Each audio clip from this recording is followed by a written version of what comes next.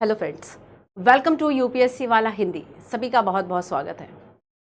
तो अभी आपको थोड़ा सा दिवाली का ब्रेक दिया हुआ था, इस वजह से आपको क्लासेस जो है वह रुकी हुई थी। अब हम क्लासेस को फिर से जैसे स्टार्ट किया है, आपको भी अपनी पढ़ाई को दोबारा से कंटिन्यू कर देना है। देखो, लक्ष्मीकांत पॉलिटी हमने जाना था कि हम इसका जो है वह लेटेस्ट एडिशन जो 7th एडिशन है, इसके अकॉर्डिंगली हमारी जो क्लासेस है वह होंगी। जो आपको अपकमिंग 90 लेक्चर्स मिलेंगे कंटिन्यू, वो आपको लक्ष्मीकांत के मिलेंगे। और इसके पहले एक तरीका आपको बताया गया था कि 11th-12th का एनसीईआरटी एटलीस्ट आपको कर लेना है। तो 11th-12th के एनसीईआरटी के सारे वीडियोस जो है वे अवेलेबल हैं। हमने उन सभी में काफ़ी सारी बातों को समझा। यूपीएससी के प्रीलिम्स और मेंस पॉइंट ऑफ व्यू से, पर्सपेक्टिव से क्या क्या इंपॉर्टेंट हो सकता है, कहाँ करंट अफेयर इंपॉर्टेंट है, कहाँ क्वेश्चंस, उन सभी पर बच्चों हमने बात की है ना।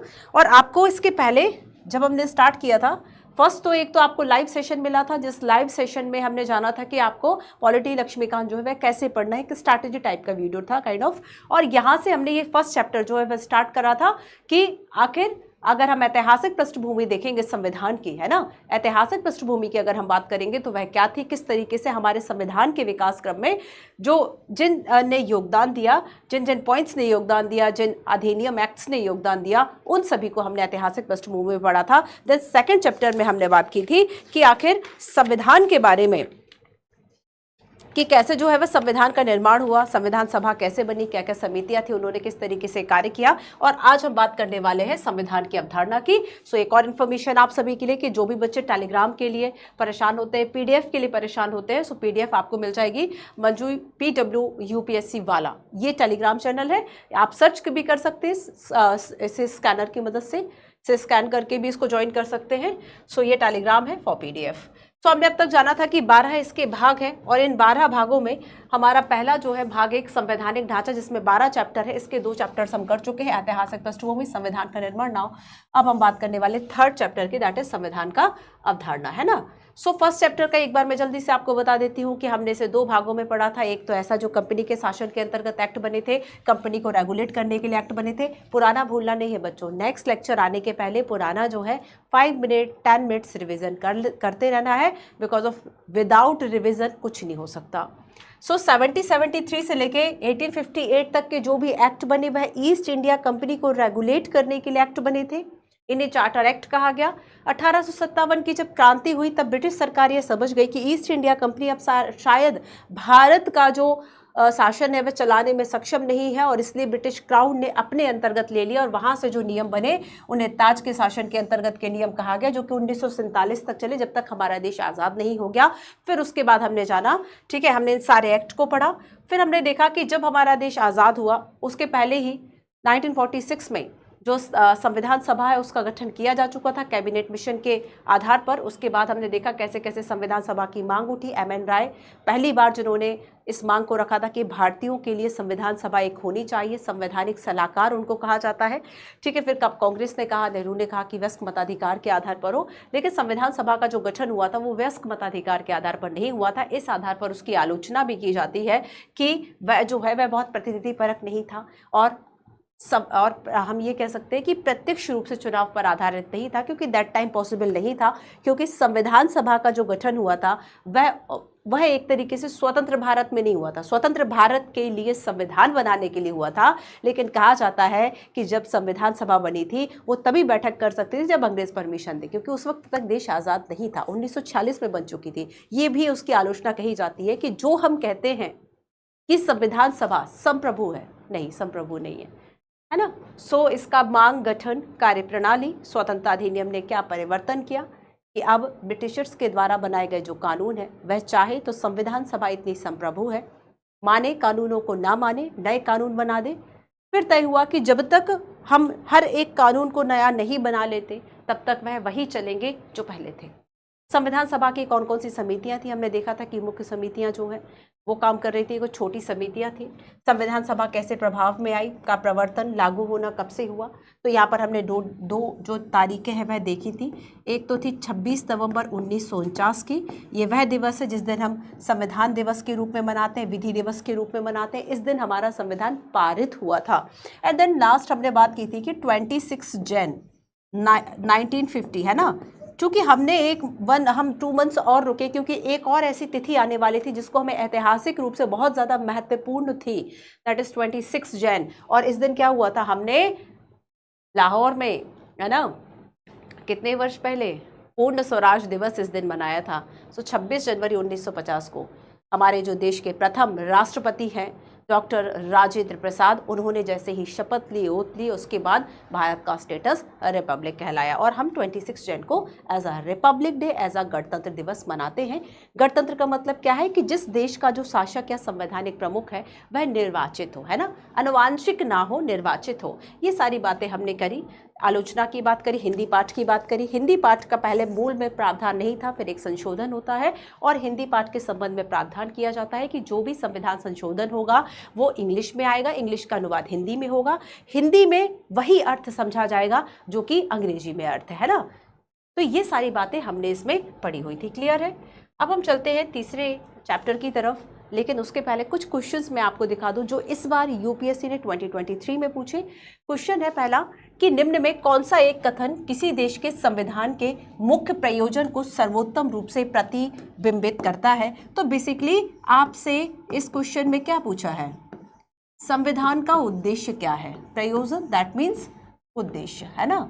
तो आपसे एक ऑब्जेक्टिव की बात की है कि क्या आखिर उद्देश्य होना चाहिए। आइए ऑप्शंस थोड़े से तलाशते हैं। ऑप्शन नंबर ए कहता है कि यह आवश्यक विधियों के निर्माण के उद्देश्य का निर्धारण करेगा, यह राजनीतिक पदों और सरकार के सृजन का सुकर बनाएगा, यह सरकार की शक्तियों को परिभाषित और सीमाबद्ध करेगा, और यह सामाजिक न्याय, सामाजिक समता, सामाजिक सुरक्षा को प्रतिभूत करेगा। ठीक है, तो यहाँ पर देखो, हो सकता है एक सेंटेंस में उद्देश्य हो, एक सेकंड में कार्य हो, यहाँ पर आपसे पूछा है अर्थ, है ना। तो जब आप संविधान की अवधारणा, जैसे ये जो चैप्टर्स हैं, जब हम इनको पढ़ते हैं तब हमें संविधान के जो उद्देश्य है वे ज़्यादा सही समझ में आते हैं। एक दो क्वेश्चंस और दिखा देती हूँ, जब हम आगे पढ़ेंगे चीज़ों को तब आपको इन क्वेश्चंस का आंसर मिल जाएगा। फिलहाल क्वेश्चन देखो, 2023 में ही क्वेश्चन पूछा गया था कि किस संविधान संशोधन के लिए व्यापक रूप से ये माना जाता है कि मूल अधिकारों की न्यायिक व्याख्या को अधिभूत करने के लिए अधिनियमित हुआ। भाषा टफ होती है बच्चों, भाषा टफ होती है। भाषा टफ होने का कारण है कि इंग्लिश से हिंदी ट्रांसलेशन आपको मिलता है यूपीएससी के पेपर का, ठीक है। तो यहाँ पर आपको ये अधिभूत एंड बाकी सारे जो काइंड ऑफ वर्ड्स है ये थोड़े से टिपिकल मिल जाते हैं। सो मूल अधिकारों की न्यायिक व्याख्या के लिए पहला 42वां, 44वां, 86वां कौन सा संशोधन हुआ था। एंड नेक्स्ट क्वेश्चन है कि विधि की सम्यक प्रक्रिया का अभिप्राय क्या है। देखो क्वेश्चन की प्रकृति आप देखें एक बार, क्वेश्चन की प्रकृति अगर आप एक बार देखेंगे कि क्या अभिप्राय है, परिभाषा पूछी, एक में उद्देश्य पूछा। अगर आप डीपली हर एक कॉन्सेप्ट को समझते हो, उसका कार्य क्या है, उसका उद्देश्य क्या है, उसकी परिभाषा क्या है, इसको अगर आप ठीक से समझते हैं तब आप इस तरह के जो क्वेश्चन है उसका आंसर बहुत आसानी से दे सकते हैं, है ना। नैसर्गिक न्याय का सिद्धांत, विधि द्वारा स्थापित पद्धति, विधि के निष्पक्ष प्रयुक्त या विधि के समक्ष क्षमता। कमेंट करके जरूर बताना बच्चों, है ना, कमेंट पे मैं रिप्लाई भी करती हूँ। कमेंट करके जरूर बताना कि आखिर आपको जो है वह इनका आंसर क्या लगता है। आपको पता होगा कि यूपीएससी जो है वह कब देती है आंसर शीट, जब फाइनल रिजल्ट आ जाता है। जैसे अगर 2023 का पेपर हुआ, पीटी हो गया, मेंस हो गया, इंटरव्यू, फाइनल रिजल्ट के कुछ दिन बाद जो है वह इसका आंसर की आता है। हो सकता है आपको कुछ और लगता होगा, यूपीएससी को कुछ और लगे। चलिए फिर भी ज़रूर बताइएगा कि आपको क्या लगता है। बेसिकली ये जो चैप्टर है बच्चों, इस चैप्टर में हमें पढ़ना है कि संविधान जिसे हम पढ़ने वाले हैं उसका अर्थ क्या है ना। सो मीनिंग क्या है आखिर कॉन्स्टिट्यूशन की, इसके कार्य क्या है, क्या क्या कार्य करता है संविधान, संविधान की विशेषताएं क्या है, संविधान का वर्गीकरण, संविधान का वर्गीकरण किन आधारों पर किया जाता है, ठीक है। संवैधानिकता और संवैधानिक सरकार, क्या इन दोनों में डिफरेंस है, और इसमें भी बच्चों हम परिभाषाओं की बात करेंगे। इस तरह की परिभाषाएं आपको कॉन्सेप्ट को समझने में हेल्प करेंगी और साथ ही साथ आपको ये भी बताएंगे कि आपको अगर इस वर्ड को डिफाइन करना है, परिभाषित करना है, तो कैसे 10 या 20 शब्दों में आप कह सकते हैं। कुछ कीवर्ड्स आपको मिल जाते हैं। तो संविधान का अर्थ, कार्य, विशेषताएं, इसमें बहुत सारी चीजें ऐसी हैं जो कि आप 11th-12th में पढ़ चुके हैं। क्लास 11 में इंडियन कॉन्स्टिट्यूशन एट वर्क, भारतीय संविधान सिद्धांत और व्यवहार, है ना, उसमें पहला ही चैप्टर है संविधान क्यों और कैसे, कॉन्स्टिट्यूशन व्हाई एंड व्हाट। और उसमें हमने जाना था कि संविधान क्या है, संविधान की आवश्यकता क्यों होती है, एक सोसाइटी में संविधान की आवश्यकता आखिर क्यों है। मैं इस क्लास को शुरू करूं उसके पहले मैं आपको एक पॉइंट बताती हूँ, ठीक है, एक कॉन्सेप्ट बताती हूँ।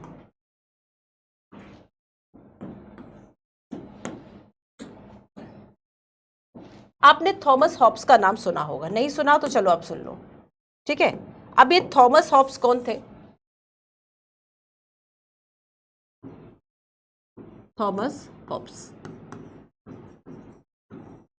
इन्होंने कहा जाता है कि पहली बार एक कॉन्सेप्ट दिया कि समाज में जो हम रह रहे हैं उसे व्यवस्थित करने के लिए कुछ ना कुछ रूल्स हो, कुछ ना कुछ रेगुलेशंस हो। सो थॉमस हॉब्स जो है, इन्होंने क्या किया, इन्होंने पहली बार ये अवधारणा दी कि सामाजिक विनियमन जरूरी है। इन्होंने एक कॉन्सेप्ट दिया कि सामाजिक जो विनियमन है ना, सोशल रेगुलेशन, मतलब हम ये कह सकते हैं कि सोसाइटी अगर साथ में है। अच्छा ये बताओ कि आज हमारी जो सोसाइटी उसमें कुछ रूल्स एंड रेगुलेशंस है। अगर आपका पड़ोसी आपके प्रति कोई गलत अपराध करता है या फिर कोई गलत कार्य करता है, आपको खुद को बचाने का अधिकार है। क्यों है? क्योंकि कुछ रूल्स है, कुछ रेगुलेशंस है। और वो रूल्स और रेगुलेशंस क्यों है? क्योंकि हमने सोसाइटी को मैनेज करने के लिए कोई रूल बुक बना रखी है। सोसाइटी के कुछ बेसिक रूल्स है हमारे पास, ये बात आप जान चुके हैं अगर आपने सारे वीडियोस देखे हैं, है ना। उसको पहले एनसीईआरटी को पढ़ लेना है। सो सामाजिक विनियमन की इन्होंने बात की और इन्होंने कहा एक सामाजिक समझौते के सिद्धांत की भी बात की कि अगर हमें एक समाज में साथ में रहना है तो उसके लिए क्या होगा, सामाजिक समझौते का एक सिद्धांत, सामाजिक समझौते का सिद्धांत। देखो चूंकि इन्होंने कहा कि इसके पहले तक देखो ये माना जा रहा है कि मनुष्य जो है, सभी मनुष्यों को जीने का अधिकार है, हम सभी को राइट टू लाइफ है। हमारा कॉन्स्टिट्यूशन भी कहता है आर्टिकल 21 में right to life and personal liberty की बात करता है। तो यहां पर कहा जाता है कि मनुष्य जो है उसके दो अधिकार हैं। ज्यादा बड़ा कॉन्सेप्ट नहीं है, बस एक लाइन और है इसमें। मनुष्य के दो अधिकार हैं। एक तो है वह जीवन का अधिकार, है ना, एक तो इसको अधिकार है जीवन का अधिकार, और दूसरा है जीवन की रक्षा के लिए कुछ भी करने का अधिकार, जीवन की रक्षा के लिए कुछ भी करने का अधिकार।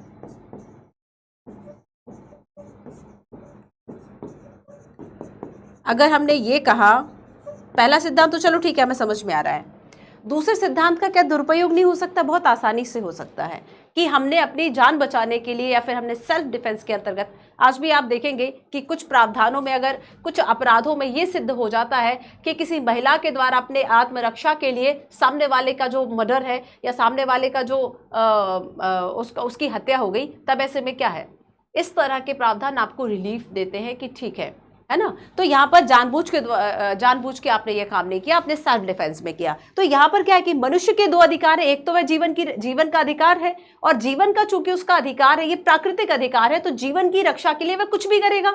अगर वह जंगल में था, शुरू की अगर हम बात करें कि जब वह आदिवासी जीवन हम जी रहे थे आज से हजारों वर्ष पहले, अगर तब हम देखते हैं कि उस वक्त क्या करता था, मनुष्य ने खुद को उस हिसाब से बदला, है ना, कि कैसे वह अपना अस्तित्व बनाए रखा। जंगली जानवर हो या कुछ भी हो, जब उस पर आक्रमण हुआ उसने वो कला सीख ली कि हमें उसको कैसे, हमें खुद को बचाना है ना।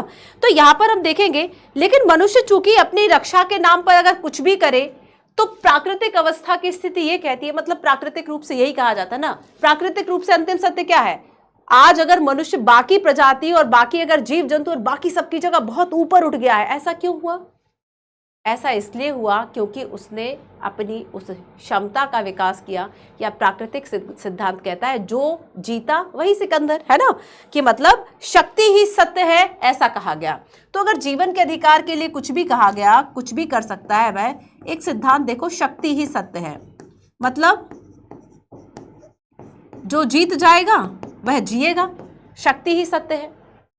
तब ऐसे में तो बाकी लोगों का तो कोई अधिकार ही नहीं रह जाता, बाकी लोगों का कोई अधिकार नहीं रह जाता, और इसी के लिए सामाजिक विनियमन की आवश्यकता जो है वह होती है।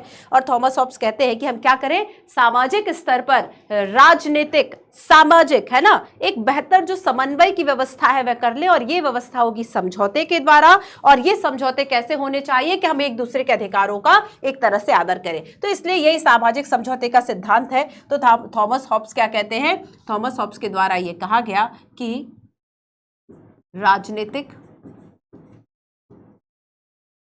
सामाजिक, राजनीतिक, सामाजिक, है ना, जो समझौता है वह हो, एक दूसरे के अधिकारों का सम्मान करें और बेसिकली इन सभी का एक जो समन्वय है वह सोसाइटी में हो जाए।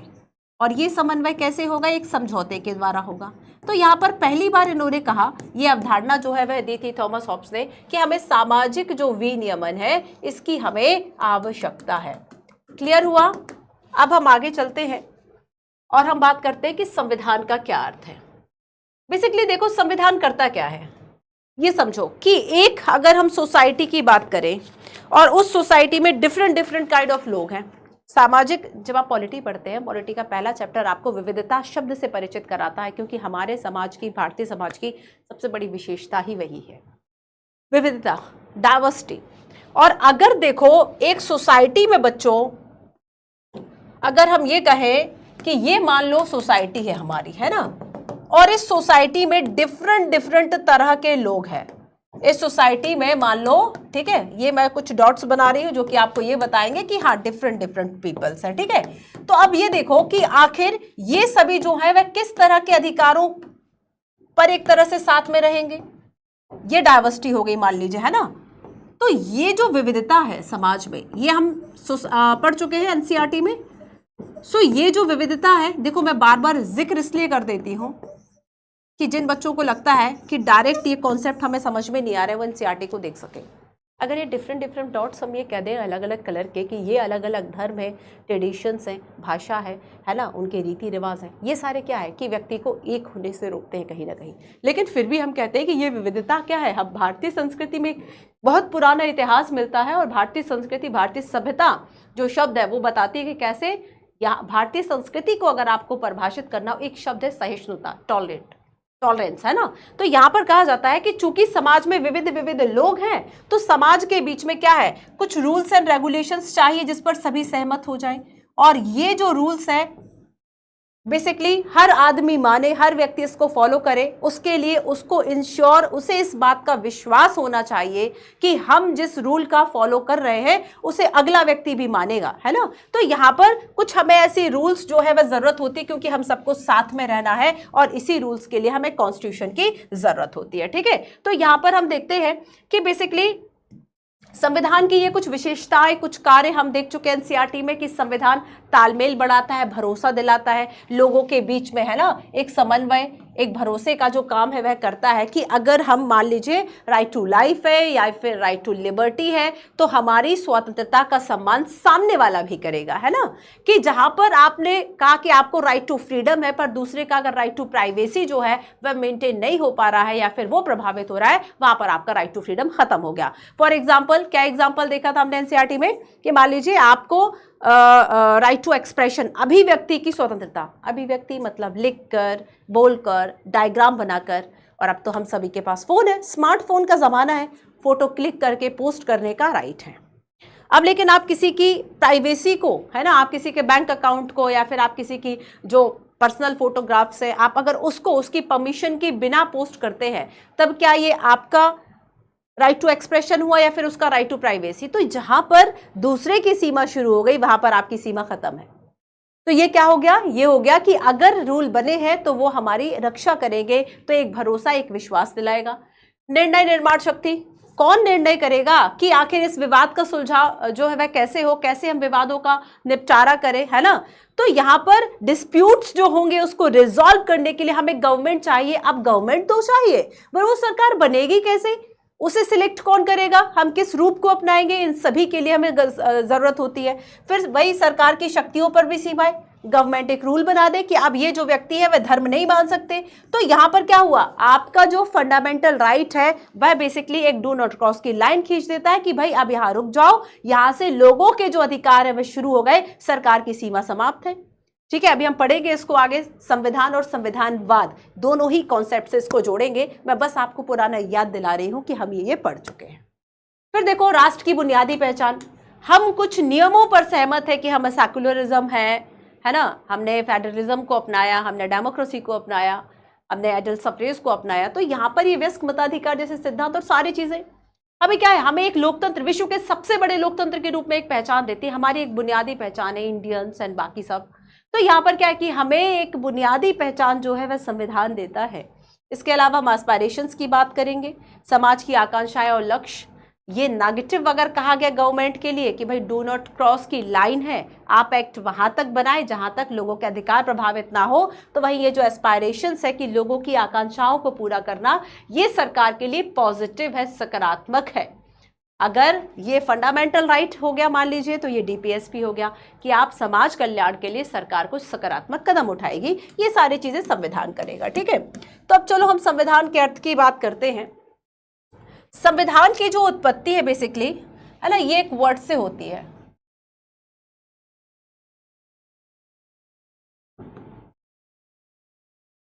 कॉन्स्टिट्यूट। कॉन्स्टिट्यूट जो एक लैटिन वर्ड है, यहां से इसकी उत्पत्ति हो गई और इसका मतलब है स्थापित करना, है ना, स्थापना करना। क्या मतलब है इसका? To setup. इसका मतलब क्या है? टू सेटअप, है ना।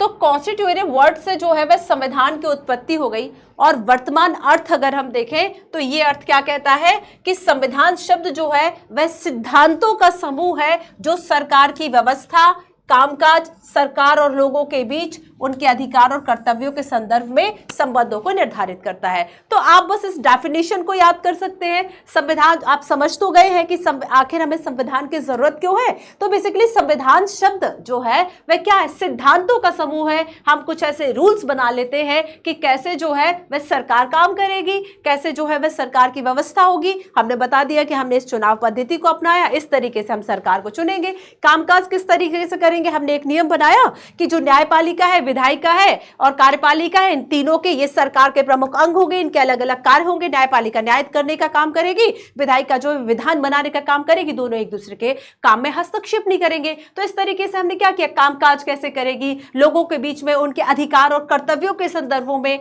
क्या संबंध होगा, इन सभी को निर्दिष्ट करती है। तो बेसिकली संविधान क्या है? संविधान एक समूह है। किसका समूह है? सिद्धांतों का समूह है। एक रूल बुक हमें चाहिए होती है कि आखिर हमारी जो सोसाइटी है उसमें एक मिनिमम कोऑर्डिनेशन बना रहे।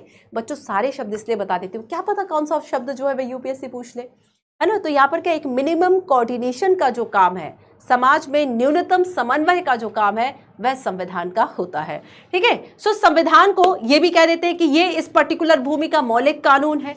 ये भी कह देते हैं कि देश का सर्वोच्च कानून है, देश का मूल कानून है, सरकार का साधन है, देश का नियम है, राजनीति की मूल संरचना है, देश का मूलभूत मानदंड है। मतलब कुछ भी हम इसको ये काइंड ऑफ वर्ड हो गया कि संविधान क्या है? किसी भी भूमि का एक मौलिक कानून, एक बेसिक कानून हो गया कि इस माध्यम से इन नियमों के अनुसार जो है वह 10 नियम बना दिए मान लीजिए, उसी के हिसाब से ये जो पूरा ग्रुप है, ये जो पूरा कंट्री है वह काम करेगा। हो गया संविधान। क्लियर है? क्लियर है?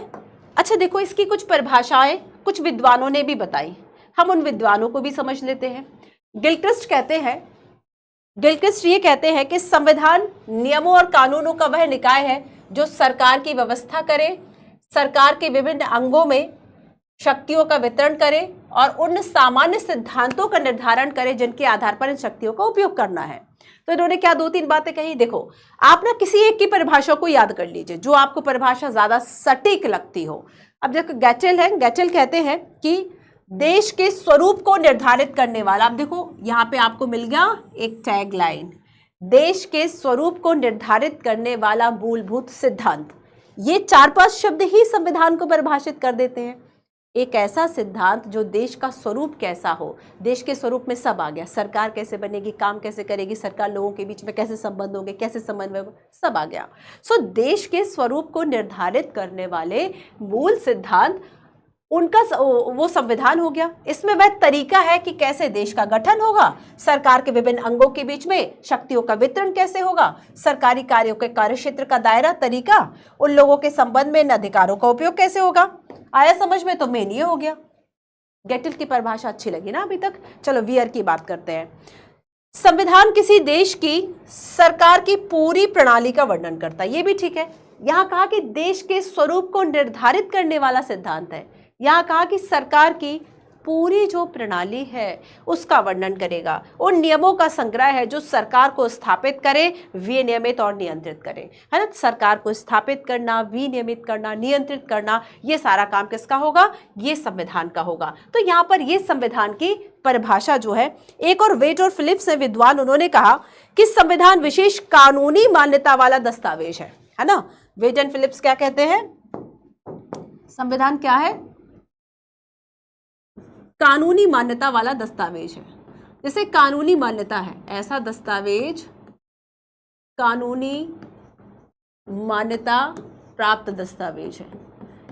तो कई तरीके से आप इसको परिभाषित कर सकते हैं।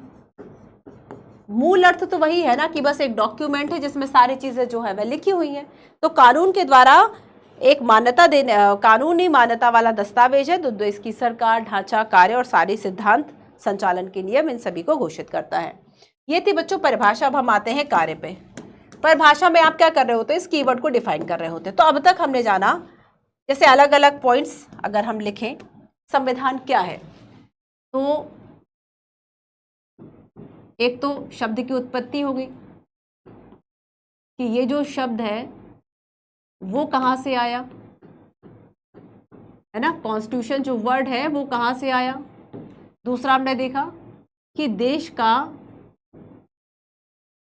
मूल स्वरूप निर्धारित करे, देश का मूल स्वरूप निर्धारित करे वह संविधान है ना। किसी ने कहा कानूनी मान्यता प्राप्त दस्तावेज है, कानूनी मान्यता प्राप्त दस्तावेज है, ठीक है। वीआर कहते हैं कि देश की सरकार कैसे चलेगी, देश की सरकार का गठन निर्धारण, है ना, नियंत्रण, ये सारा काम जो है वह संविधान करेगा। संविधान की आवश्यकता क्यों होती है? तो यहाँ पर हमने देखा कि जो ये सोसाइटी है, ठीक है, इसमें न्यूनतम समन्वय हो सके, न्यूनतम समन्वय हो, इसके लिए आवश्यक है संविधान, है ना। सरकार का गठन कैसे हो, इसके लिए आवश्यक है संविधान, ठीक है। अधिकारों की परिभाषा हो, अधिकार व सीमा का निर्धारण हो, इसके लिए आवश्यक है संविधान। और भी कई बहुत से कारण हैं। ये हमने कुछ मूल बातें लिख ली, है ना, कि आखिर संविधान जो है वह हमें जरूरी क्यों होता है। क्लियर है? चलो आगे चलते हैं। अब हम बात करते हैं संविधान के कार्यों की, कि संविधान का कार्य क्या होता है। परिभाषा से निकल कर आते हैं कार्य। हमने देखा कि सरकार का गठन करना, इसमें एक कार्य ये भी होगा। लोगों के अधिकारों की रक्षा करना, एक कार्य ये भी होगा। लोगों के बीच में एकता समन्वय बनाए रखना, एक कार्य ये भी होगा, है ना। लोगों के अधिकारों को परिभाषित करना, लोगों से आपस में एक दूसरे को बचाना, ये भी कार्य होगा। तो संविधान के कार्य क्या होंगे? अब देखो वही सारी बातें, बस आपको कुछ मेन पॉइंट्स याद करने हैं। पहली बात तो ये कि एक राजनीतिक जो समुदाय है, ठीक है, राजनीतिक समुदाय उसकी सीमाएं घोषित करेगा और परिभाषित करेगा। राजनीति बेसिकली संविधान से हमारी एक पॉलिटिकल आइडेंटिटी भी बनती है। पॉलिटिकल आइडेंटिटी आपकी राजनीतिक पहचान, है ना। तो यहां पर हम देखेंगे कि संविधान का एक पहला कार्य क्या है कि राजनीतिक जो समुदाय है उसकी सीमाएं घोषित करना और परिभाषित करना, ये इसका काम होगा। अगला काम हम देखेंगे कि राजनीतिक समुदाय की प्रकृति और अधिकार घोषित करना। अब प्रकृति जैसे हम देखेंगे कि हमने लोकतंत्र अपनाया, ठीक है, हमने लोकतंत्र अपनाया और ये सारी जो व्यवस्थाएं हैं वह संविधान में लिखी गई हैं। तो राजनीतिक समुदाय किस तरीके से बनेगा, उसकी प्रकृति कैसे घोषित होगी, ठीक है। प्रकृति मतलब नेचर मतलब ये कहें कि वह लोकतांत्रिक देश होगा, एकात्मक व्यवस्था अपनाई जाएगी, अध्यक्षात्मक व्यवस्था अपनाई जाएगी। तो कई तरह से देश चल सकता है, कई तरह के काइंड ऑफ संविधान हो सकते हैं, जिसकी बात हम आगे करेंगे। तो यहाँ पर क्या है कि किसी देश की राजनीतिक समुदाय की पहचान, उसकी सीमाएं निर्धारित करना इसका काम होगा। फिर अगला काम यह है कि उसकी प्रकृति बता दे कि प्रकृति क्या है, अधिकार बता दे, है ना। नागरिकों के अधिकार और कर्तव्यों को परिभाषित करेगा। भारतीय संविधान में मूल अधिकारों की भी बात की गई है, तो राज्य के नीति के निर्देशक तत्वों की बात की गई है, साथ ही मूल कर्तव्यों की भी बात की गई। क्या मूल संविधान में फंडामेंटल ड्यूटीज थे? मूल संविधान की बात करें, यूपीएससी कई दफा ऐसे प्रश्न पूछती है कि क्या मूल संविधान में ये प्रावधान था, ये प्रावधान था, है ना। इस चीज को थोड़ा ध्यान से देखा करो। राजनीतिक संस्थाओं को स्थापित करने और विनियमित कर सकता है। अब राजनीतिक संस्था में हम बात करें कि जैसे कि संसद है ना। राजनीतिक संस्थाओं में जैसे कि मैं आपको एक एग्जाम्पल दूं कि हम यहाँ पर बात करें संसद की। संसद क्या है? विधायिका।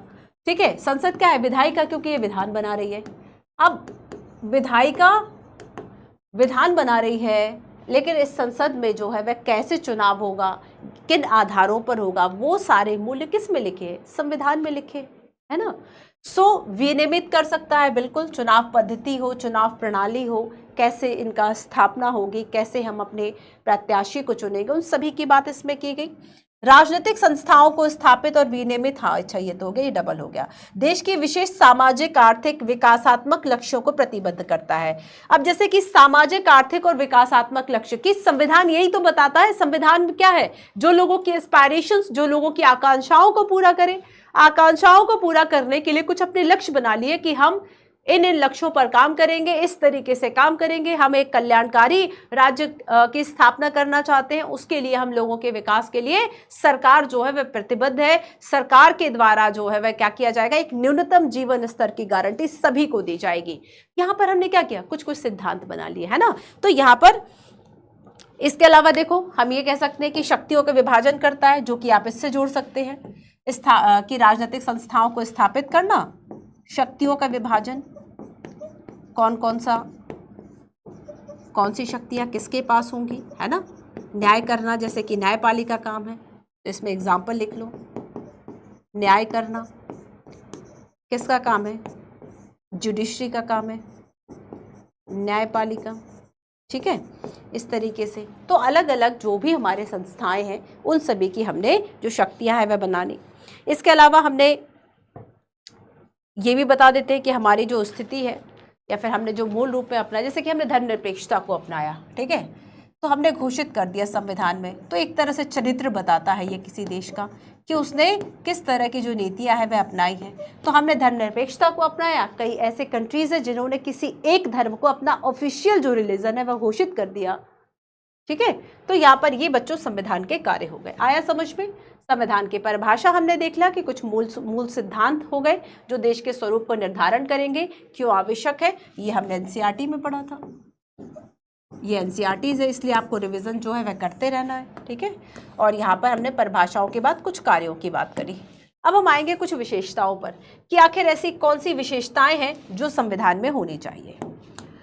अगर मान लीजिए आपके पास भी कोई ऐसा डॉक्यूमेंट, कोई ऐसी किताब है जिसमें लिखा 20 पेज में है, समझ में 1 पेज भी नहीं आया, या फिर कम समझ में आया, या फिर एक ही बात को, जैसे कुछ बच्चे आंसर राइटिंग करते हैं कि आपने जाने लिखा हुआ बहुत 2 पेज पूरे भरे हुए हैं, बट उस 2 पेज में क्या है, शायद काम की भी चीज नहीं है, वो बात हो सकता है। मैंने एक स्टूडेंट का जो अब सिलेक्ट है ना, नाम नहीं बताऊंगी, तो एक बार ऐसे उन्होंने चेक करने के लिए दिया है ना कि आप एक बार इस ऐसे को देखें और ये बताएं कि कैसा लिखा है। अब आप देखिएगा कि शायद उन्होंने एक सामाजिक कुप्रथा और ऐसा कुछ ऐसे लिखा हुआ था, उसमें उन्होंने एक लाइन जो है हर एक पेज के दूसरे पैराग्राफ में वो लाइन मिल जाए। रिपीटेशन बहुत ज्यादा था, है ना। एक वर्ड का रिपीटेशन इतना ज्यादा था कि लग रहा था कि अगर आपने 2000 शब्द लिखे तो 100 बार आपने उस शब्द को लिख दिया होगा। और भी कई ऐसी व्यवस्थाएं थी, मतलब और भी कई ऐसी प्रॉब्लम्स थी जो उनके ऐसे में समझ में आ रही थी।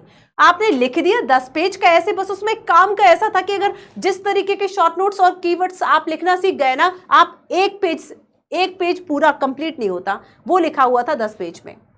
तो यहां पर क्या है बच्चों कि एक विशेषता किसी भी दस्तावेज की ये होनी चाहिए कि अगर आपको ये पीडीएफ मिली है, आपके पास काम की चीजें हों। ऐसा तो नहीं होता ना कि आपको 100 पेजेस का पीडीएफ मिल गया, काम के केवल 4 पीडीएफ है, काम के सारे पीडीएफ होते हैं, है ना। और ऐसा भी नहीं बहुत विस्तार, अनावश्यक विस्तार। भाई विस्तार तो किताबों में भी है।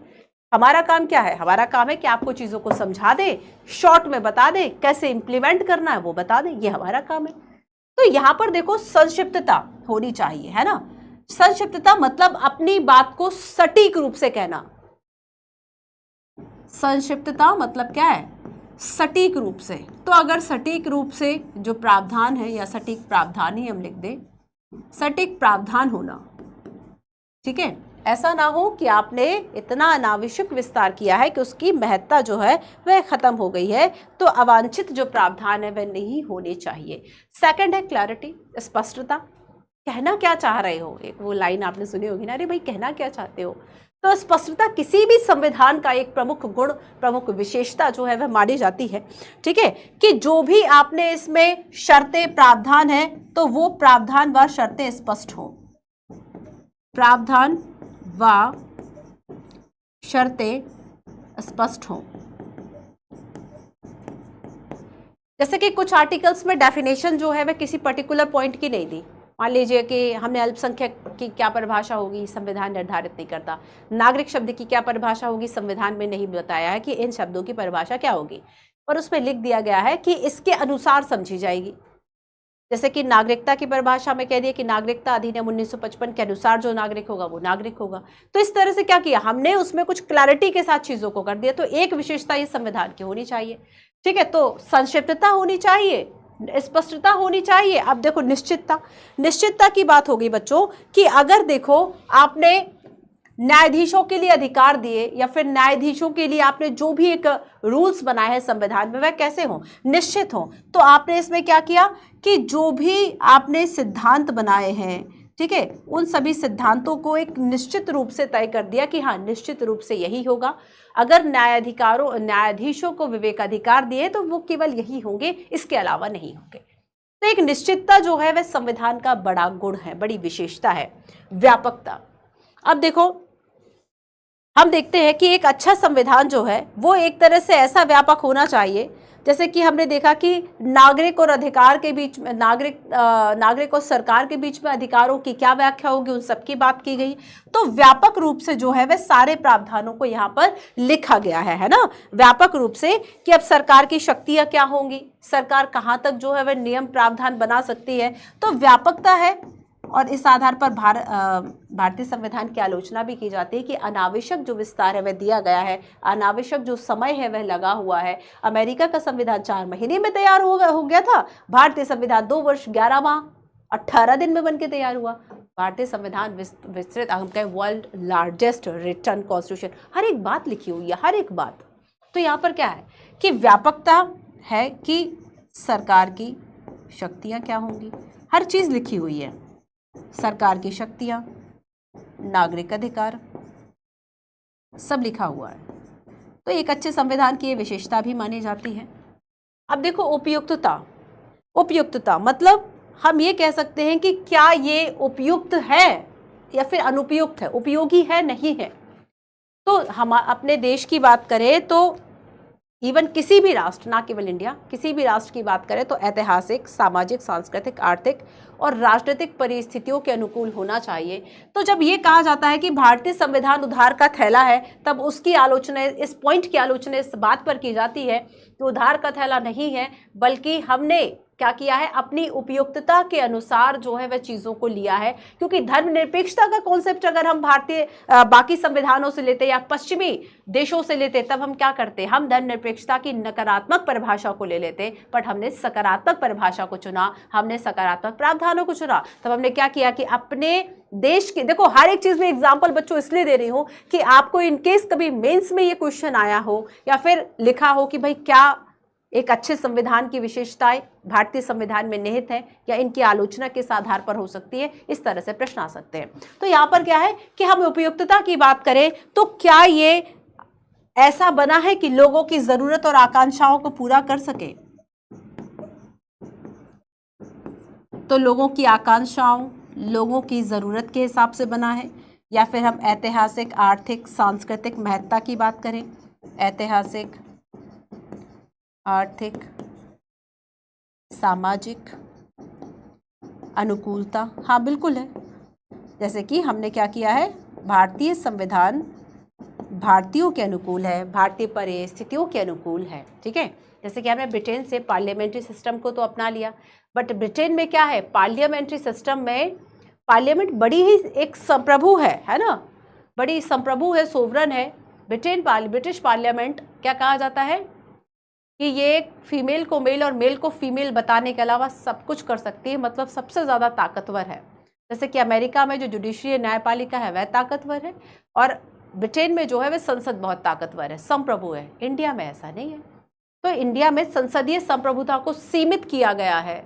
किससे सीमित किया? Written constitution. अब ब्रिटेन में तो रिटन कॉन्स्टिट्यूशन है नहीं, लिखा ही नहीं है कहीं पर। और इस बार यूपीएससी ने मेंस में क्वेश्चन पूछा भी था कि भारत में संसद की क्या नेचर है, क्या प्रकृति है, और ब्रिटेन में इन दोनों की आपको तुलना करना है। बहुत सरल क्वेश्चन था, है ना, काइंड ऑफ। अब देखो स्थिरता और अनुकूलनशीलता, दो और ऐसे हमने पॉइंट्स देख लिए। स्थिरता की अगर हम बात करें कि मतलब आसानी से जो छेड़छाड़ है वह संविधान से ना हो, एक स्थिर संविधान हो। नेपाल के संविधान की बात करें, शायद 2015 में फिर से लिखा गया।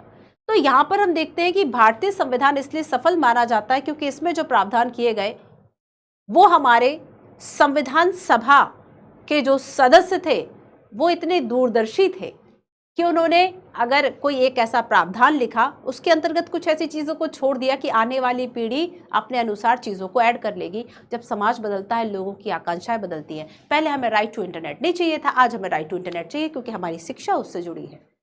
क्यों? क्योंकि हमारी शिक्षा उससे जुड़ी, हमारा रोजगार उससे जुड़ा है। अब इंटरनेट ही बंद कर दोगे तो ना तो हम ऑनलाइन एजुकेशन ले सकते हैं, ना ही हम ऑनलाइन जो बाकी एप्लीकेशंस चलते हैं वो सामान बेच सकते हैं। तो यहाँ पर आपका व्यवसाय और शिक्षा का अधिकार, अगर आपका मूल अधिकार है, उसको प्रोटेक्ट करने के लिए आपको राइट टू इंटरनेट अब चाहिए, पहले नहीं चाहिए था। लेकिन हमारे संविधान निर्माता बड़े दूरदर्शी थे। यही इंपॉर्टेंस है एनसीईआरटी का, जो मैं आपको बता रही हूँ सारी एनसीईआरटी की चीजें हैं। अगर आपने पढ़ा होगा तो आपको आ जाएगा। तो यहाँ पर क्या है बच्चों कि एक स्थिर संविधान होना चाहिए। ऐसा नहीं कि बस आए दिन ने उसको बदल दिया, अब पूरा बदल दिया, चलो अब से नया संविधान, नया समाज नया संविधान, ऐसा नहीं होता।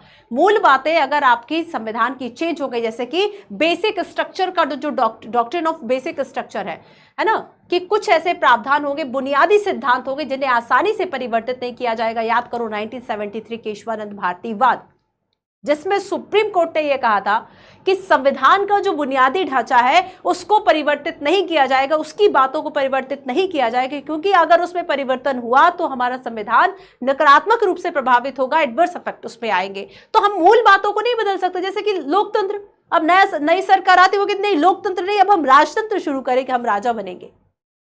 तो आप मूल बातों को नहीं बदल सकते। तो जो सरकार आएगी वो संविधान के अंतर्गत काम करेगी, इसलिए इसको सीमित सरकार भी कहा जाता है। आगे जब हम बात करेंगे संविधान और संवैधानिकता, तो क्या सीमित सरकार, संवैधानिक सरकार, और यूपीएससी ने भी क्वेश्चन पूछा कि संवैधानिक सरकार क्या है, उन सभी का आंसर आपको इस क्लास में मिल जाएगा। ठीक है, अब देखो अनुकूलनशीलता, परिस्थितियों के हिसाब से क्या अनुकूल करने के लिए। भारतीय संविधान की खूबसूरती ही यही है। पहला संविधान 26 जनवरी 1950 को लागू हो गया, उसके बाद 1951 में पहला संविधान संशोधन हो गया। अभी तक वर्तमान में हम देखें 104, 105 संविधान संशोधन की बात चल रही है। तब यहाँ पर क्या है कि अब तक 100 से ज्यादा संविधान संशोधन हो चुके। तो ऐसा नहीं है कि संविधान संशोधन ने प्रकृति को बदल दिया, संविधान संशोधनों ने संविधान की मूल प्रकृति को नहीं बदला, बस हमें आवश्यकता थी कि अब जो है हम इस बदलाव को लेकर आए, इस पॉइंट्स को लेकर आए, क्योंकि हमें ये प्रॉब्लम जो है संविधान के इस पॉइंट में मिल गई, हमने उसमें सुधार कर लिया। तो क्या अनुकूल है? डेफिनेटली अनुकूल है। और भारतीय संविधान इन सभी विषय, अगर प्रश्न आ जाए कि क्या भारतीय संविधान ने अगर जो 70-75 वर्ष से ज्यादा अगर सफलतापूर्वक अगर संचालन हो गया इस देश का, विश्व के सबसे बड़े लोकतंत्र का, निश्चित रूप से भारतीय संविधान की एक विशिष्ट सफलता है ये। तो किन किन आधारों पर ये सफलता बनी, यही सारे आधार हैं। चलो आगे चलते हैं। वर्गीकरण। अच्छा, वर्गीकरण का मतलब क्या है? वर्गीकरण का मतलब है कि हमने संविधान के कुछ प्रकार, वर्गीकरण मतलब कुछ संविधानों के प्रकार की बात करते हैं। वर्गीकरण या संविधान के प्रकार, किस किस तरह के संविधान हो सकते हैं। समझ में आ रहा है? समझ में आ रहा है बच्चों? नोट्स बनाते चलो, समझते चलो, कंटिन्यू जो क्लासेस है वह करनी है। संविधान का वर्गीकरण। अच्छा देखो क्या होता है, कभी कभी जब प्रकृति बदल जाती है तो चीज बदल जाती है, नेचर बदल गया है ना, उसकी विशेषताएं बदल गई। जैसे अलग अलग संविधान है, उनकी कुछ कुछ प्रकृति रही होगी, उस आधार पर आपने उसका वर्गीकरण कर दिया। जैसे हम देखें कि एक आधार है विकास। विकास कैसे हुआ?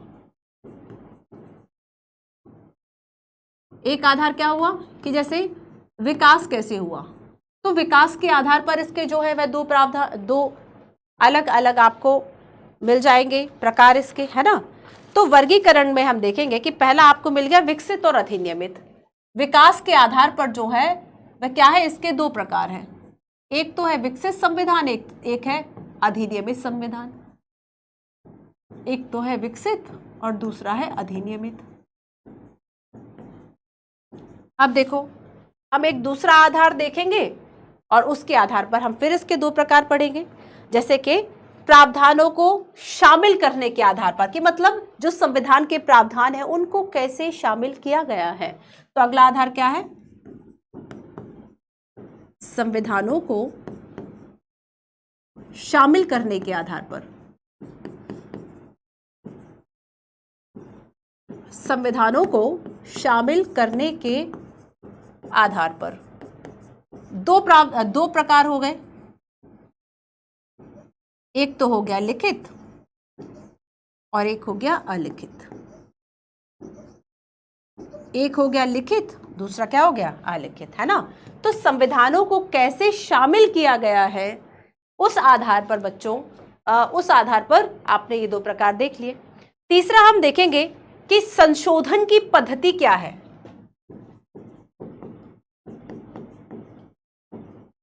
तीसरा हम देखेंगे संशोधन की पद्धति, है ना। आप अमेंड कैसे कर सकते हैं किसी कॉन्स्टिट्यूशन को, तो संशोधन की पद्धति के आधार पर भी हम संविधानों को दो भागों में बांट देते हैं। एक ऐसा संविधान जो कि नम्य होगा, एक ऐसा संविधान जो कि अनम्य होगा। शब्द अलग अलग मिल सकते हैं, ठीक है। जो कि अनम्य है, आसानी से परिवर्तित नहीं किया जा सकता, इसको हम कठोर संविधान कह सकते हैं, रिजिड संविधान कह सकते हैं। नम्य या फिर लचीला संविधान कह सकते हैं, जिसे आसानी से परिवर्तन कर दिया जाए, ठीक है। तो यहां पर हमने देखा कि एक प्रकार जो है बच्चों वह ये हो गया। अब देखो तो हमने देखा विकास के आधार पर, है ना। अब एक और आधार हम देख सकते हैं कि सरकार, राष्ट्रीय सरकार और जो क्षेत्रीय सरकार है उनके संबंध क्या है, उस आधार पर भी दो प्रकार हैं, ठीक है, राष्ट्रीय और क्षेत्रीय सरकार। नेक्स्ट क्या है, राष्ट्रीय व क्षेत्रीय सरकार। राष्ट्रीय व क्षेत्रीय सरकारों के बीच शक्ति संबंध या शक्ति का बंटवारा शक्ति के आधार पर। अगेन हमने देख लिया इसके दो प्रकार हो गए। अब देखो ये दो प्रकार कौन कौन से हैं।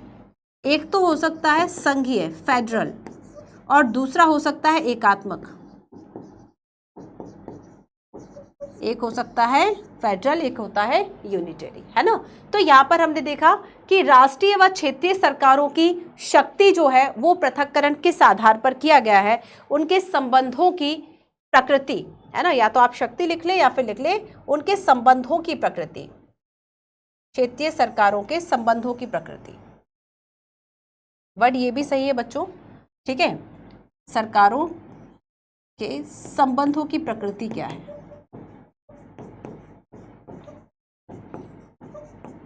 संबंधों, या आगे आप ब्रैकेट में संबंधों की प्रकृति लिख लीजिए, क्योंकि मेरे पास यहाँ पे जगह कम है इसलिए मैं कोई एक ही वर्ड लिख सकती हूँ, है ना। और लास्ट हम देखेंगे कि बेसिकली जो दस्तावेज बना है आपका, उस दस्तावेज की प्रकृति क्या है, उसका प्रयोजन क्या है। अगला है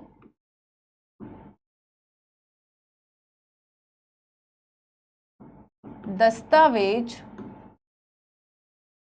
की प्रकृति व उद्देश्य या प्रयोजन की प्रकृति या प्रयोजन के आधार पर, या प्रयोजन जो है जब ये आधार माने तब हम दो तरह के संविधान देखते हैं। एक तो हो गया आपका कार्यविधि परक और दूसरा है निर्देशात्मक, है ना। एक हो गया आपका कार्यविधि परक, कार्य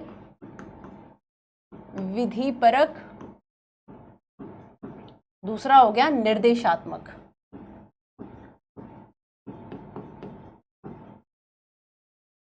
समझ में आ गया। तो यहां पर हम बेसिकली 5 जो वर्गीकरण है बच्चों वह देख रहे थे। नंबर 1 विकास कैसे हुआ, नंबर 2 संविधान में शामिल प्रावधानों को शामिल कैसे किया गया है, नंबर 3 संशोधन की पद्धति क्या है, नंबर 4 राष्ट्रीय और क्षेत्रीय सरकारों के बीच में संबंध की प्रकृति क्या है, और नंबर 5 की जो दस्तावेज है उनकी प्रकृति क्या है। तो इन 5 आधारों पर हम देखेंगे कि संविधान का जो वर्गीकरण है वह किया गया है। क्लियर? एक एक करके सबको समझ लेते हैं, है ना।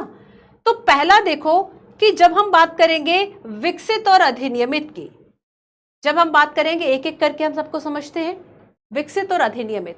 अच्छा देखो, पहले मैं सबको बता दूं विकास के आधार पर मतलब विकास कैसे हुआ, एक लॉन्ग टर्म में हुआ या फिर एक संविधान सभा टाइप का कुछ बन गया, उसने विकास कर दिया, है ना। तो एक देखो इन दोनों के बीच में जो अंतर है कि अगर संविधान का विकास जो है ना, वो कैसे हुआ हो, वह एक धीमी और क्रमिक प्रक्रिया से हुआ हो। एक धीमी प्रक्रिया है जो क्रमशः चलती गई है, उस प्रक्रिया के साथ साथ अगर उसका विकास हुआ है तो उस विकासवादी परिणाम है कि विकसित संविधान उसको कहा जाएगा। और यहाँ पे जैसे कि प्रावधान है, परंपराएं हैं और सिद्धांत है, उन सभी के द्वारा जो संविधान है वह चलता है, और इसे कह सकते हैं ब्रिटिश संविधान, है ना। तो ब्रिटिश संविधान कैसा है, उसे हम विकसित संविधान की श्रेणी में रखते हैं, जो कि धीरे धीरे धीरे करके एक विकासवादी प्रक्रिया का परिणाम रहा और उसका जो विकास है वह हुआ।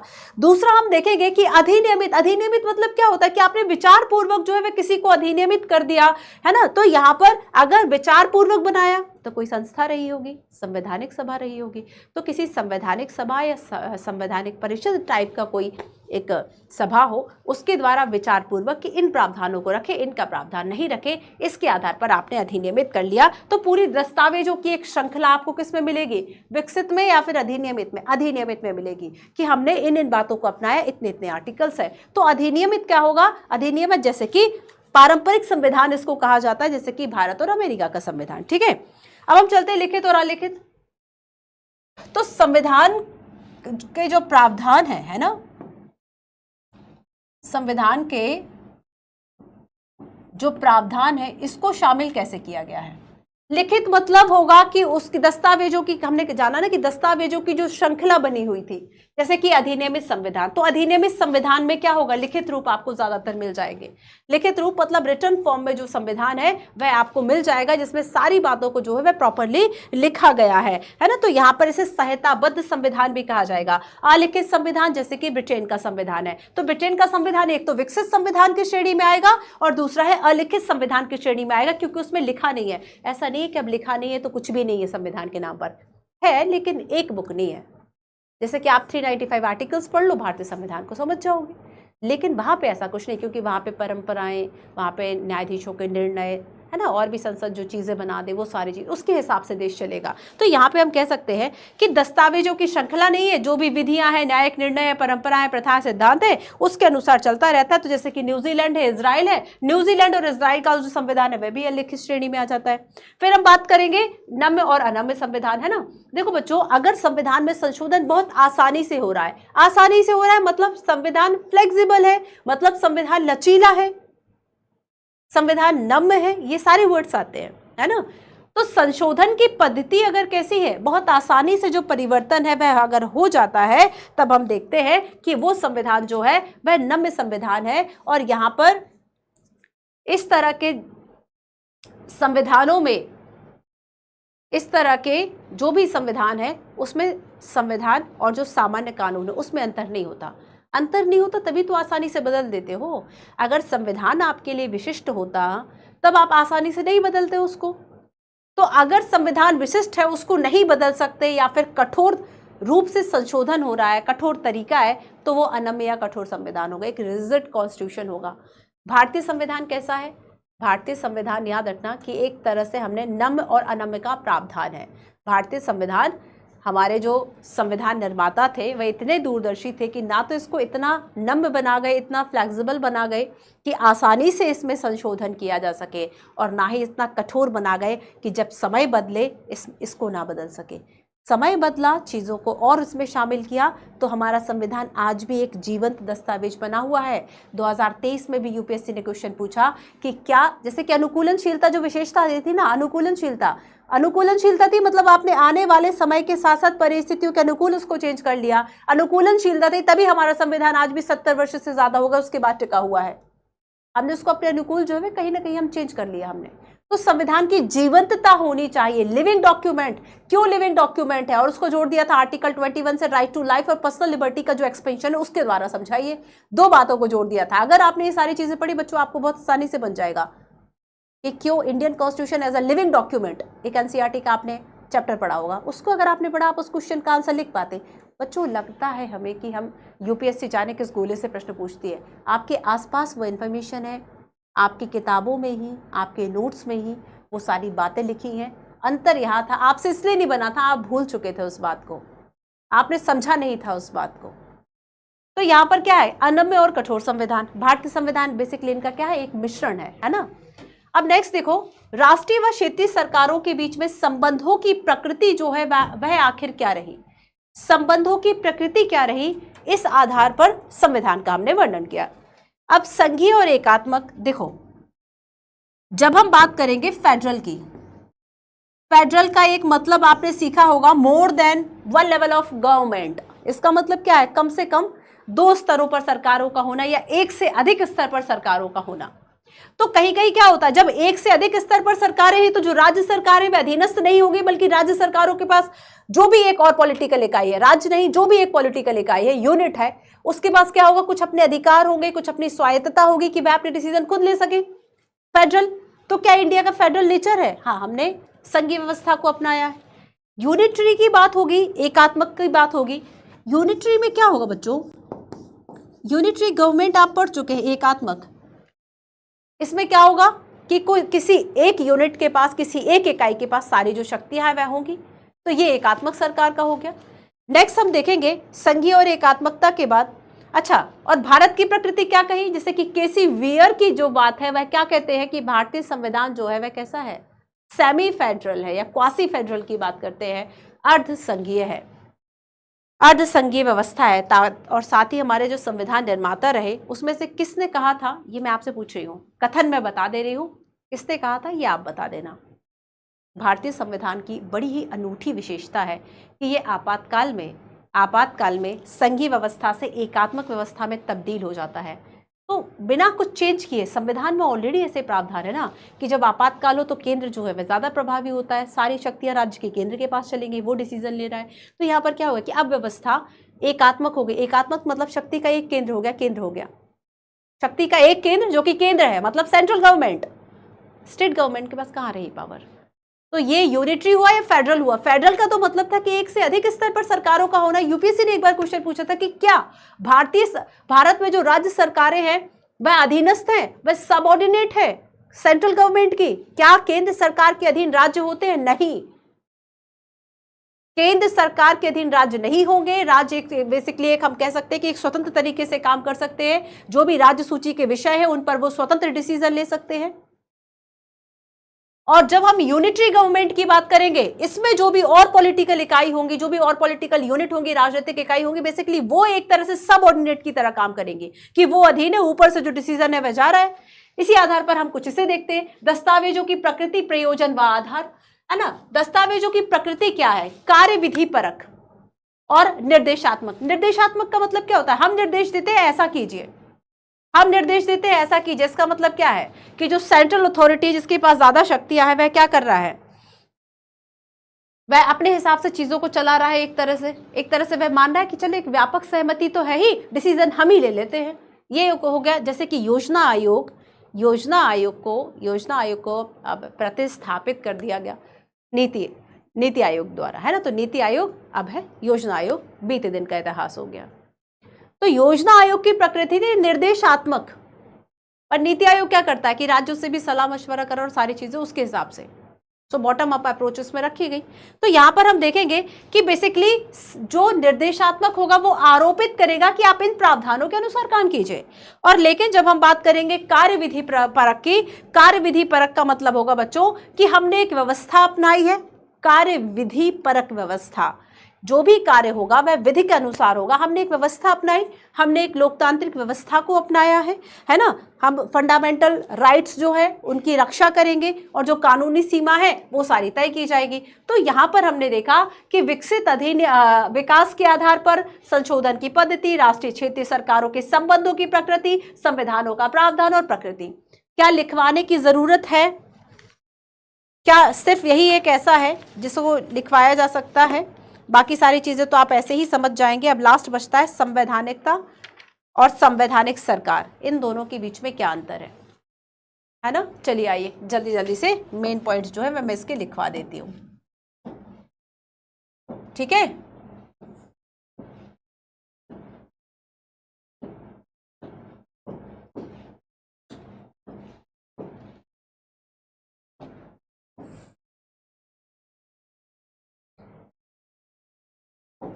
तो यहां पर सबसे पहले मैं आपको बताती हूं विकसित और अधिनियमित। विकसित और अधिनियमित जो पहला प्रकार है ये किस आधार पर था? आधार था इसका विकास की प्रक्रिया। आधार था विकास की प्रक्रिया। आधार था विकास की प्रक्रिया, है ना। और इस आधार पर हम कह सकते हैं कि जो विकसित संविधान है, विकसित संविधान जो है ये क्या था? समय के साथ साथ विकसित हुए। जो विकसित संविधान है धीमी व क्रमिक गति के साथ साथ, ठीक है। एक धीमी जो गति है इसकी वह रही धीमी और क्रमिक प्रक्रिया, एक विकास की प्रक्रिया रही। और इसमें जो प्रावधान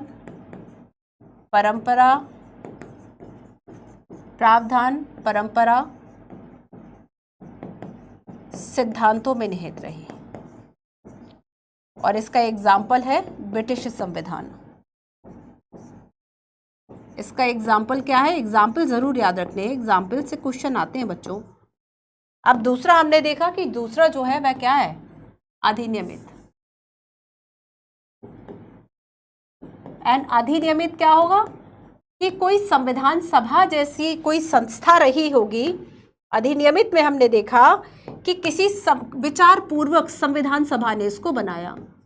ये समय के साथ साथ विकसित नहीं हुआ, ये विचार पूर्वक सभा के द्वारा, विचार पूर्वक सभा या कोई ऐसी परिषद थी, कोई ऐसी कॉन्स्टिट्यूएंट असेंबली टाइप का कुछ था, विचार पूर्वक सभा या परिषद द्वारा इसका जो जन्म है वह हुआ, उसको हम अधिनियमित जो है वह कहेंगे। नेक्स्ट देखो कि चाहे कोई राजा हो या संसद हो, उसके द्वारा पूरा एक डॉक्यूमेंट जो है उसकी श्रृंखला बनाई गई। तो यहाँ पर बेसिकली आपको क्या मिलेगा? दस्तावेजों की श्रृंखला।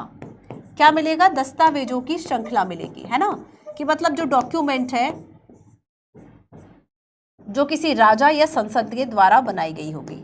राजा या, इसका एग्जाम्पल भी लिख लो, राजा या संसद द्वारा बनाई गई होगी। एन एग्जाम्पल है भारत एंड अमेरिका, भारत और अमेरिका, ठीक है। चलो अब नेक्स्ट हम देखेंगे लिखित और अलिखित, ठीक है। नेक्स्ट हम बात करेंगे लिखित और अलिखित संविधान की।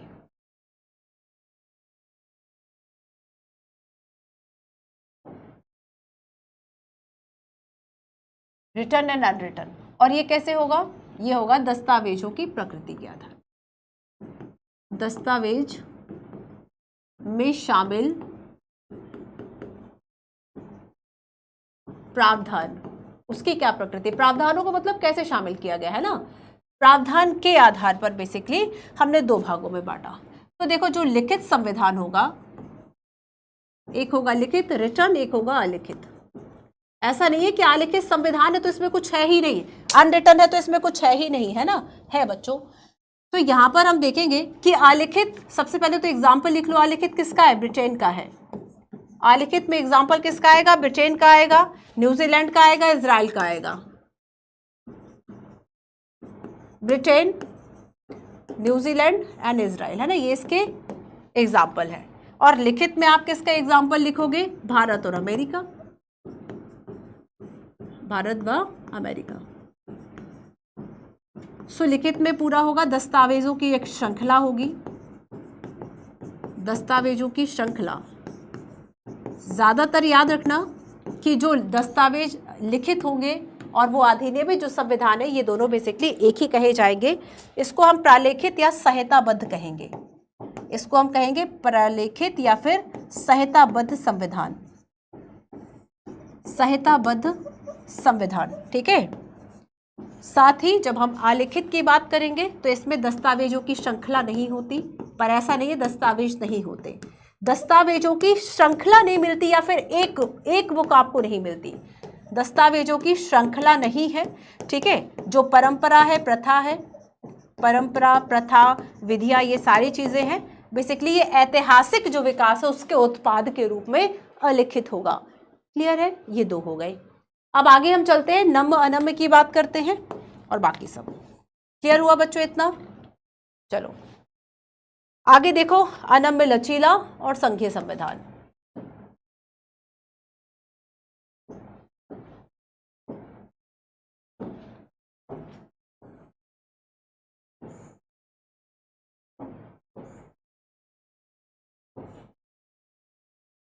अनम्य लचीला और इसकी बात करते हैं। अब देखो बेसिकली इसमें क्या है कि जो यहाँ पे अनम्य होगा और नम्य होगा, ये किसके आधार पर होगा? ये होगा संशोधन की प्रकृति के आधार पर। संशोधन कैसे किया जा सकता है? सो नेचर ऑफ अमेंडमेंट, संशोधन की प्रकृति के आधार पर, संशोधन की प्रकृति के आधार पर हमने क्या किया? दो भागों में बांटा, एक अनम्य और दूसरा लचीला। अनम्य मतलब हो गया कठोर, ठीक है, और लचीले को सही कर लो तो इसको नम्य कर लो, तो चाहे लचीला कठोर कहो, अनम्य नम्य कहो, दोनों एक ही बात हो गई। तो संशोधन की पद्धति के आधार पर हमने इसको दो भागों में बांटा। पहला था कि अगर सामान्य कानूनों की तरह संशोधन हो जाए, जैसे कि सामान्य कानून है, कोई टफ नहीं है इसको चेंज करना, सामान्य कानूनों की तरह संविधान में संशोधन हो जाए द्वारा संविधान संशोधन। अब इस व्यवस्था को तो हम लचीली ही कहेंगे। ये व्यवस्था क्या है? ये आपका फ्लेक्सिबल होगा, ये आपका नम्य संविधान कहलाएगा। जिस व्यवस्था में जैसे कि हम सामान्य कानूनों में चेंज कर रहे हैं, वैसे ही हम संविधान में भी चेंज कर दे रहे हैं, तो इस तरह के संविधानों को कहा जाएगा अनम्य, है ना। मतलब हम इसमें ये देखेंगे कि इसमें जो है कोई विशेष प्रक्रिया नहीं होती, लेकिन जब हम बात करेंगे अनम्य या कठोर संविधान की, इसमें क्या होगा? एक विशेष प्रक्रिया होगी कि केवल इसी प्रक्रिया के द्वारा, एक विशेष प्रक्रिया होगी, इसी के द्वारा संविधान का जो संशोधन है वह किया जाएगा। ठीक है, तो यहाँ पे देखो बच्चों कि संविधान और सामान्य कानूनों के बीच में अंतर किया गया है। इसकी इंपॉर्टेंट बात क्या है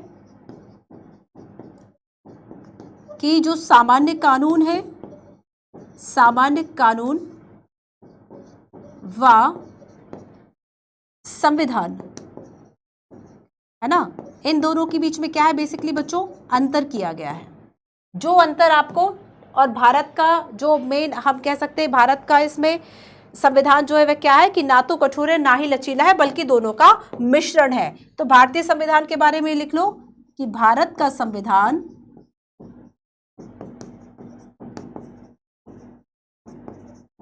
ना कठोर है, ना कठोर है ना लचीला, बल्कि दोनों का संतुलन है, बल्कि दोनों का संतुलन है, या दोनों का मिश्रण लिख सकते हैं। दोनों का क्या है? मिश्रण है। ये बात इसलिए कही गई क्योंकि भारतीय संविधान में कुछ ऐसे प्रावधान है जिसे सामान्य विधि की तरह संशोधन किया जा सकता है, जैसे कि याद आ रहा है, जैसे कि सामान्य विधि के अनुसार आपको उसके लिए संविधान संशोधन करने की जो आवश्यकता है वह नहीं है। ऐसा कौन सा है? ऐसा है कि संसद के पास ये शक्ति होती है कि वह इंडिया के पॉलिटिकल मैप को, राजनीतिक मानचित्र को अपने हिसाब से चेंज कर सकती है। दो या दो से अधिक राज्यों को मिलाकर एक कर देना, राज्यों का नाम और सीमा में परिवर्तन कर देना, ये सारी चीज़ें कैसे हो सकती है? इसके लिए कोई विशेष प्रक्रिया की आवश्यकता नहीं होती। विशेष प्रक्रिया की आवश्यकता हो सकती है अगर आपको फंडामेंटल राइट में चेंज करने हो। तो यहाँ पर क्या है कि कुछ ऐसे प्रावधान है जिसको आसानी से बदला जा सकता है, कुछ ऐसे प्रावधान है जिसके लिए आपको विशेष बहुमत की आवश्यकता होती है, और कुछ ऐसे प्रावधान है जिसके अंतर्गत आपको विशेष बहुमत और साथ ही आधे से ज्यादा राज्यों के सहमति की आवश्यकता होती है। जैसे कि जब जीएसटी को लागू किया गया था तब भी हमें आवश्यकता थी कि कम से कम आधे राज्य जो है वो उसमें सहमत हो जाए। तो एक प्रक्रिया है हमारे पास, और इसी आधार पर हम कह देते हैं कि भारत का जो संविधान है ना तो कठोर है। जब हम संविधान संशोधन को पढ़ेंगे तब हम इसमें ये वाला जो पॉइंट है इसको ज्यादा विस्तार से पढ़ेंगे। ठीक है, क्लियर। अब आगे हम देखेंगे संघीय व एकात्मक। इसमें 2-3 बातें हमें जो है वह याद रखनी है।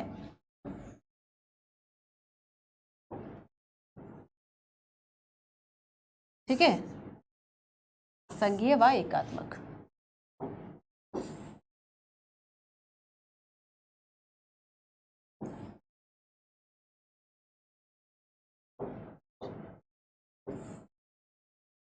चलिए नेक्स्ट में बता देती हूँ, है ना। संघीय व एकात्मक,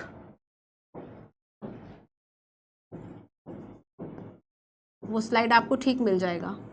संघीय व एकात्मक, और यहाँ पे मैं स्टार लगा देती हूँ। वैसे तो देखो कई जगह मैंने आपको डायरेक्ट बता दिया है कि कैसे कैसे प्रश्न जो है आए हुए हैं। तो यहाँ पे स्टार का मतलब क्या है, क्वेश्चन। तो ये क्या है, संघीय व एकात्मक का जो विभाजन है वह होता है केंद्र व राज्य के बीच में संबंधों की प्रकृति क्या है। केंद्र राज्य संबंधों की प्रकृति क्या है, इस आधार पर हमने 2 भागों में इसको बांट दिया। अब देखो संघीय संविधान या फेडरल का मतलब क्या होगा, फेडरल का मतलब होगा more than one level of government.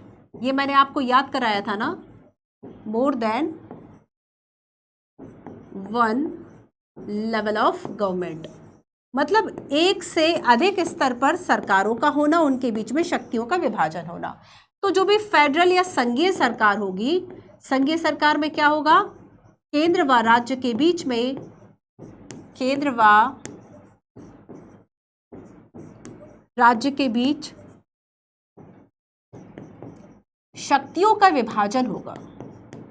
केंद्र व राज्य के बीच में शक्तियों का क्या होगा, विभाजन होगा, बंटवारा जो है वह किया जाएगा। जैसे कि भारतीय संविधान की अगर हम बात करें तो कौन सी अनुसूची है जिसमें संघ सरकार, राज्य सरकार और जो समवर्ती सूची है वह बनाई गई है, संघ सूची, राज्य सूची, समवर्ती सूची, बताइए जरा। तो केंद्र व राज्य के बीच में अगर शक्तियों का विभाजन जो है, जैसे कि अमेरिका, कनाडा, ब्राजील की अगर हम बात करें, तो ये जो है ध्यान रखना, इसमें इस तरह का नहीं आएगा। ठीक है, तो यहाँ पे एक बात जो आप सभी को याद रखनी है बच्चों,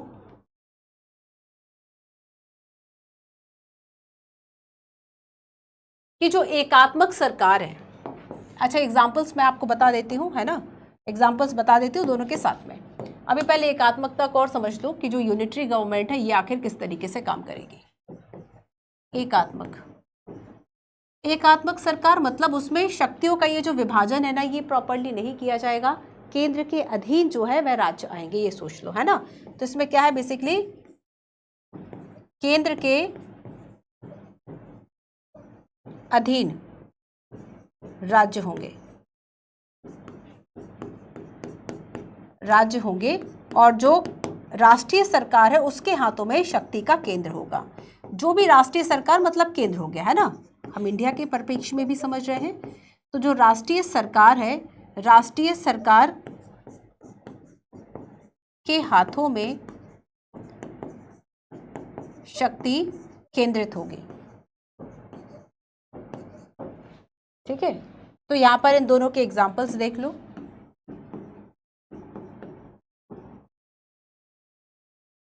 एकात्मक की बात करेंगे और संघीय। अच्छा ये बताओ, एग्जाम्पल्स के अलावा इंडिया को कहाँ रखोगे? भारत सरकार के द्वारा जिस संविधान को अपनाया गया है उसको किसमें शामिल करोगे? भारत सरकार के द्वारा जिसे अपनाया गया है उसमें किसे कहाँ शामिल करोगे? तो जैसे कि हमने देखा था कि ना तो नम्य संविधान है ना तो अनम्य संविधान है, बल्कि एक मिश्रण जो है वह भारतीय संविधान हम कह सकते हैं। और ठीक वैसा ही है कि भारतीय सरकार जो है ना, वैसे तो हमने फेडरल स्ट्रक्चर को अपनाया है, पर केसी वेयर इसको क्या बोल देते हैं कि एक अर्ध संघीय व्यवस्था है, फिर इसको बोल देते हैं। तो बेसिकली देखो, संघीय सरकार, संघीय संविधान अमेरिका है, स्विट्जरलैंड है, ऑस्ट्रेलिया है, कनाडा है, रूस है, ब्राजील है। ठीक है, यहाँ पे जो है आपको संघीय संविधान मिलेगा। कनाडा, रूस, Brazil, Australia, America, Australia, America. ठीक है, और जब हम बात करेंगे एकात्मक की, तो एकात्मक में सबसे पहले तो आ जाओ ब्रिटेन, ठीक है, फ्रांस, जर्मनी, चीन, ये सब इसके एग्जाम्पल हैं। और स्पेशली जब हम भारत की बात करेंगे तब क्या है, भारत में दोनों प्रावधान है, दोनों प्रावधान है, और इसलिए जो केसी वेयर हैं, केसी वेयर ने क्या कहा, क्वासी फेडरल कहा इसे,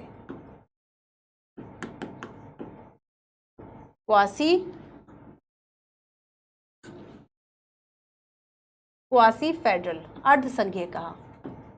तो अर्धसंघीय के आधार पर कहा कि दोनों की विशेषताएं जो है वह भारत में आपको मिल जाती हैं। ठीक है, चलिए, तो यहां पर ये सारी विशेषताएं आपकी हो गई। अब लास्ट बचा है आपका कार्य विधि परक और निर्देशात्मक। ठीक है, कार्य विधि परक याद रखना, ये ऐसे होंगे जिसमें कि लोकतांत्रिक प्रक्रिया, फंडामेंटल राइट्स, इन सबको अपनाया जाएगा। मतलब एक सार्वजनिक संस्थानों की कानूनी सीमा होगी, सार्वजनिक जो संस्था है, संस्थान है, उनकी सीमा होगी, कानूनी सीमा होगी, फंडामेंटल राइट होंगे, ठीक है, लोकतंत्र होगा। और निर्देशात्मक का मतलब एक तरह से आरोपित किया जाएगा कि एक सामान्य सहमति है इस बात पर, और हम अपने निर्णयों को जो है वह आरोपित कर देते हैं। तो सामाजिक लक्ष्यों पर बेसिकली आरोपित करने का जो प्रयास है वह क्या है कि हम निर्देश देते हैं। निर्देश का मतलब क्या हो, एक ऑर्डर हो गया। तो ये हमने संविधान का जो वर्गीकरण है बच्चों, इसको देख लिया। आ गया समझ में? अब हम आगे चलते हैं। लास्ट है संवैधानिकता और संवैधानिक सरकार। संवैधानिकता और संवैधानिक सरकार, इसके पहले मैं आपको एक क्वेश्चन दिखा देती हूँ। क्वेश्चन देखो जरा, संवैधानिक सरकार का अर्थ क्या है? 21 में क्वेश्चन पूछा गया था।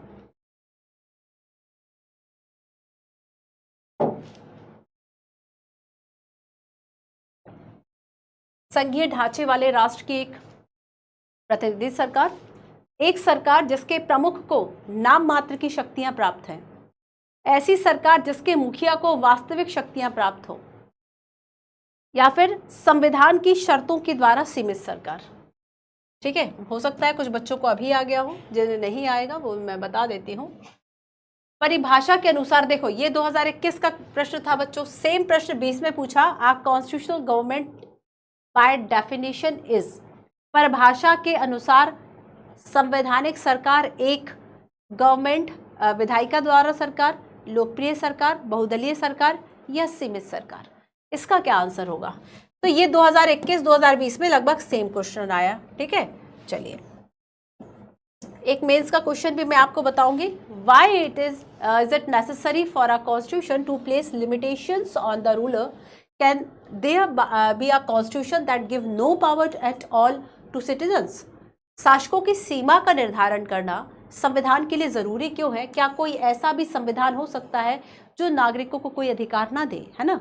और इन सभी क्वेश्चन का आंसर हम इसमें करते हैं। संवैधानिकता और संवैधानिक सरकार, संवैधानिकता और संवैधानिक सरकार। ठीक है, संविधान, संविधान क्या है कि इसमें जो रूल्स है वह लिखे हुए होते हैं, है ना? संविधान की अगर हम बात करें तो इसमें जो है वह रूल्स लिखे हुए हैं कि किस तरीके से जो हमारी व्यवस्थाएं हैं वह चलेंगी। सारी चीजों को संविधान में लिखा हुआ है। अगर कोई सरकार ऐसी है, ठीक है, तो यहां पर याद रखना कि ये हो सकता है क्या कि कोई एक सरकार ऐसी हो जिसके पास संविधान हो लेकिन वह वहां पे संविधानवाद ना हो, या फिर संवैधानिक सरकार ना हो। अच्छा, ये हो सकता है ना कि हमारे पास किताबें हैं पर हम इसके अनुसार नहीं चलेंगे, हमारे पास ज्ञान है पर हम उसके अनुसार नहीं चलेंगे। हमें पता है कि हमें मॉर्निंग पर्सन बनना है, हमें सुबह उठ के पढ़ना है, चीज़ों को याद करने में आसानी होती है, बट हम उसको लागू नहीं करेंगे। वही एक अंतर जो है संविधान और संवैधानिक सरकारों में है। सो बच्चों, ये हो सकता है कि संविधान हो, है ना? एक ये हो गया पहली शर्त, हो सकता है संविधान हो पर संवैधानिक सरकार ना हो, ये पॉसिबल है। लेकिन अगर संवैधानिक सरकार है या संविधानवाद है, तब आवश्यक है कि आपके पास संविधान होगा। पर संविधान है तो संवैधानिक सरकार हो, ऐसा आवश्यक नहीं है। क्यों नहीं है? मान लो चाइना के पास संविधान है, पर चाइना उस संविधान के अकॉर्डिंगली अगर नहीं चल रहा है, तो वहां संवैधानिक सरकार कैसे हो गई? संवैधानिक सरकार का मतलब है कि जो नियम कानूनों में लिखा हुआ, चाहे वह लिखित हो चाहे वह अलिखित हो, है ना, एक अलिखित जो सरकार है, जिसके पास अलिखित दस्तावेज के रूप में एक तरह से संविधान है, वह सरकार भी संवैधानिक हो सकती है। तो शब्दों में अंतर है ना। जैसे कि लोकतंत्र, आपने लोकतंत्र को अपनाया है, जैसे कि हर एक देश सोचता है कि वह खुद को डेमोक्रेसी दिखाए, डेमोक्रेटिक कंट्री दिखाए, क्योंकि ये चीज जो है उसकी पॉजिटिव छवि बनाती है विश्व में। बट उसमें उसने लोकतंत्र को अपनाया है, लेकिन व्यवस्थाएं जो है वह लोकतंत्र के हिसाब से नहीं है, तो हम ये नहीं कह सकते कि वह डेमोक्रेटिक सिस्टम है। वही अंतर है इन दोनों में कि हो सकता है संविधान हो लेकिन संवैधानिक सरकार ना हो। ठीक है, तो संवैधानिकता और संवैधानिक सरकार दोनों में अंतर हो सकता है। क्लियर है? आओ कुछ बातें बताती हूं। संवैधानिकता या संविधानवाद, ये अलग से भी हम पढ़ते हैं। संवैधानिकता और संविधानवाद, इन दोनों में कुछ जो अंतर है वह हो सकता है। ठीक है, क्लियर है? तो संवैधानिकता मतलब आप संविधान की जो चीजें हैं उसको अपना रहे हैं। ये अवधारणाएं जुड़ी हुई हैं। पहली बात, देशों के पास संविधान हो सकता है लेकिन जरूरी नहीं संवैधानिकता हो, क्योंकि संवैधानिकता डिमांड करती है कि आपके संविधान में अगर जुडिशियल इंडिपेंडेंस, न्यायिक स्वतंत्रता लिखी हुई है, डेमोक्रेसी, फंडामेंटल राइट, लोकतंत्र, मूल अधिकार लिखे हुए, आप उसको मानते होंगे। नहीं मानते हैं, इसका मतलब संवैधानिकता, तो संविधान है पर संवैधानिकता नहीं है, ये बात सही है। जैसे कि तानाशाही व्यवस्था वाला देश, जहां तानाशाह का शब्द कानून होता है, संविधान वाला देश कहा जाता है, संवैधानिकता वाला नहीं। तो देखो, हमने देखा कि संविधान तो ये भी हो सकता है कि किसी संसद ने बना दिया हो या किसी राजा ने बना दिया हो, वो भी एक संविधान है। एक तानाशाह ने जो है संविधान बना दिया, तो संविधान तो है। संविधान जरूरी नहीं है कि अच्छा ही संविधान है तो ना संविधान, संविधान है लेकिन क्या नहीं है, संवैधानिकता वाला देश नहीं है ना। संवैधानिक सत्ता के साथ सरकार की आवश्यकता को पहचानती है। जो संवैधानिक सत्ता है वह सरकार की आवश्यकता को पहचानती है, लेकिन साथ ही इस बात पर जोर देती है कि उन शक्तियों पर सीमाएं लगाई जानी चाहिए। संवैधानिकता का मतलब है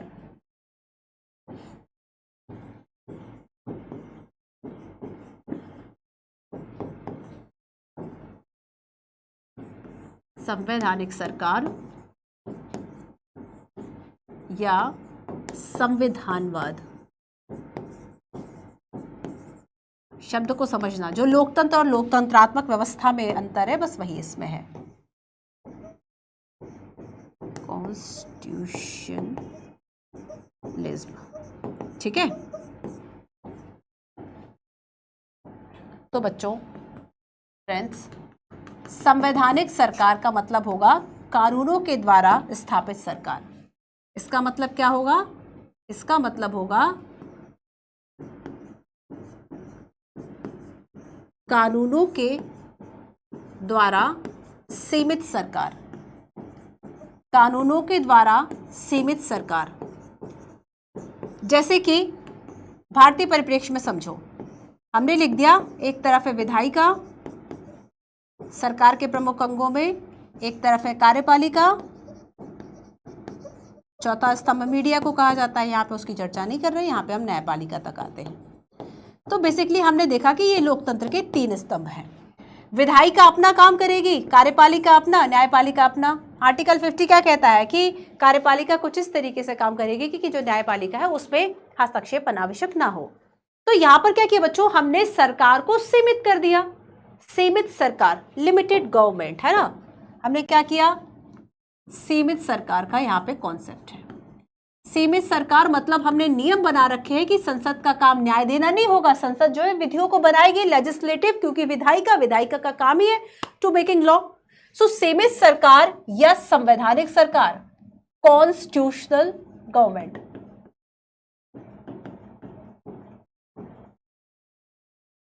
सीमित सरकार, संवैधानिक सरकार।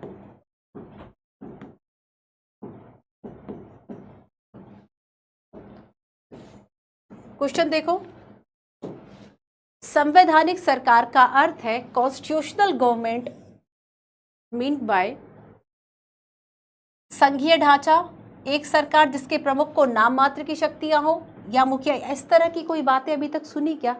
जब हम देखो, एक अर्थ जो भी आप पढ़ते हैं उसके चारों तरफ इतनी डेफिनेशंस, इतने एक्सप्लेनेशंस होते हैं कि आपको कहीं ना कहीं वो शब्द जो है वह सुनने में आ जाएगा जो उससे संबंधित है। इन तीनों शब्दों को हमने अभी तक नहीं सुना। संवैधानिकता में जितना भी हम समझ पाए उससे हमें पता चला कि संविधान की शर्तों के द्वारा जो सीमित सरकार होगी उसे ही हम संवैधानिक सरकार कहेंगे, क्योंकि वह संविधान के हिसाब से चल रही है।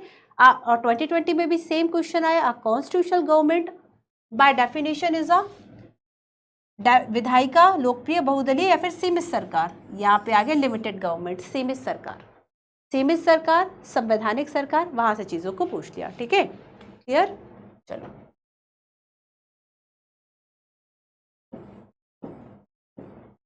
अब देखो कि संवैधानिक जो सरकार होगी बच्चों, ये नागरिकों के अधिकारों का आदर करेगी, नागरिकों के अधिकारों का सम्मान। और जहां पे भी नागरिकों के अधिकार जो फंडामेंटल राइट्स है, अगर आप कोई ऐसी नीति बना दो जो कि इसका उल्लंघन करे, सरकार कोई ऐसी नीति बना दे जो कि फंडामेंटल राइट्स का उल्लंघन करे, तो ये जो नीति है वह कैसी होगी? अप्रभावी होगी, अप्रभावी नीति होगी। यूपीएससी ने क्वेश्चन पूछा था कि मान लीजिए ये आपका फंडामेंटल राइट है, ये जो है वो आपका एक लॉ है, पर ये लॉ जो है वह इतना वायलेशन कर रहा है फंडामेंटल राइट का, तो यहाँ पे आपको बताना है कि कौन सा हिस्सा जो है वह न्यायपालिका अप्रभावी घोषित कर सकती है। न्यायपालिका के पास ये अधिकार होता है ना कि वह संविधान की व्याख्या करे। तो क्या पूरा लॉ या फंडामेंटल राइट का इतना हिस्सा अप्रभावी हो जाएगा, या फिर ये जो बीच का हिस्सा है वो अप्रभावी हो जाएगा? तो डेफिनेटली है ना, पूरी नीति अप्रभावी नहीं होगी। नीति का वह हिस्सा जो कि फंडामेंटल राइट्स का वायलेशन करेगा, उल्लंघन करेगा, उसको अप्रभावी घोषित कर दिया जाएगा। आया समझ में? तो नागरिकों के अधिकारों का सम्मान करें, और नागरिकों के अधिकार जो है वह एक डू नॉट क्रॉस की लाइन खींचते हैं। डू नॉट क्रॉस की लाइन खींचते हैं मतलब ये सरकार को कुछ करने से रोकते हैं कि भैया ऐसी नीति मत बनाओ कि जो फंडामेंटल राइट्स है वो प्रभावित हो जाए, वो नेगेटिवली प्रभावित हो जाए। तो एक संवैधानिक सरकार जो होगी वो इस काम को जरूर देखेगी, और संवैधानिक सरकार बेसिकली सीमित सरकार होगी। ठीक है, ध्यान रखना, असीमित सरकार नहीं होगी।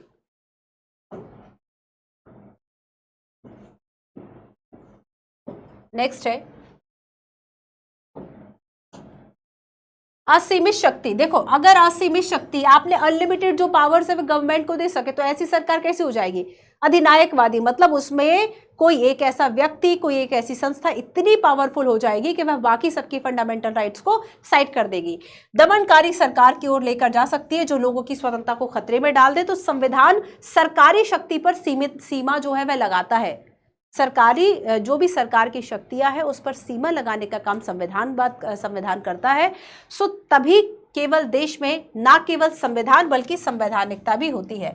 तो किसी देश में संविधान और संवैधानिकता अगर दोनों चाहिए तो इसके लिए जरूरी होती है कि संविधान कुछ ऐसे प्रावधान कर दे जिसके अनुसार ही सरकार जो है वह कार्य करे। यूपीएससी ने प्रश्न पूछा कि ऐसा कौन सा कथन है जो कि यह बताता है कि संसद से ज्यादा प्रभावशाली संविधान है। संसद से ज्यादा प्रभावशाली संविधान है। क्यों? क्योंकि संविधान ही तो ये बताएगा कि संसद का निर्माण कैसे होगा, संसद में कौन बैठेगा, उसके पास क्या शक्तियां होगी, संसद क्या कार्य, ये सब लिखा हुआ है संविधान में। तो हमारे यहाँ सुप्रीम क्या हुआ? संविधान सुप्रीम हुआ। संविधान हमारे यहाँ कॉन्स्टिट्यूशन की सुपरमेसी है। ब्रिटेन की बात करें तो ब्रिटेन में संसद प्रभावी ज्यादा है, इसलिए वहां पे पार्लियामेंट की सुपरमेसी है, संसद की संप्रभुता है, सर्वोच्चता है।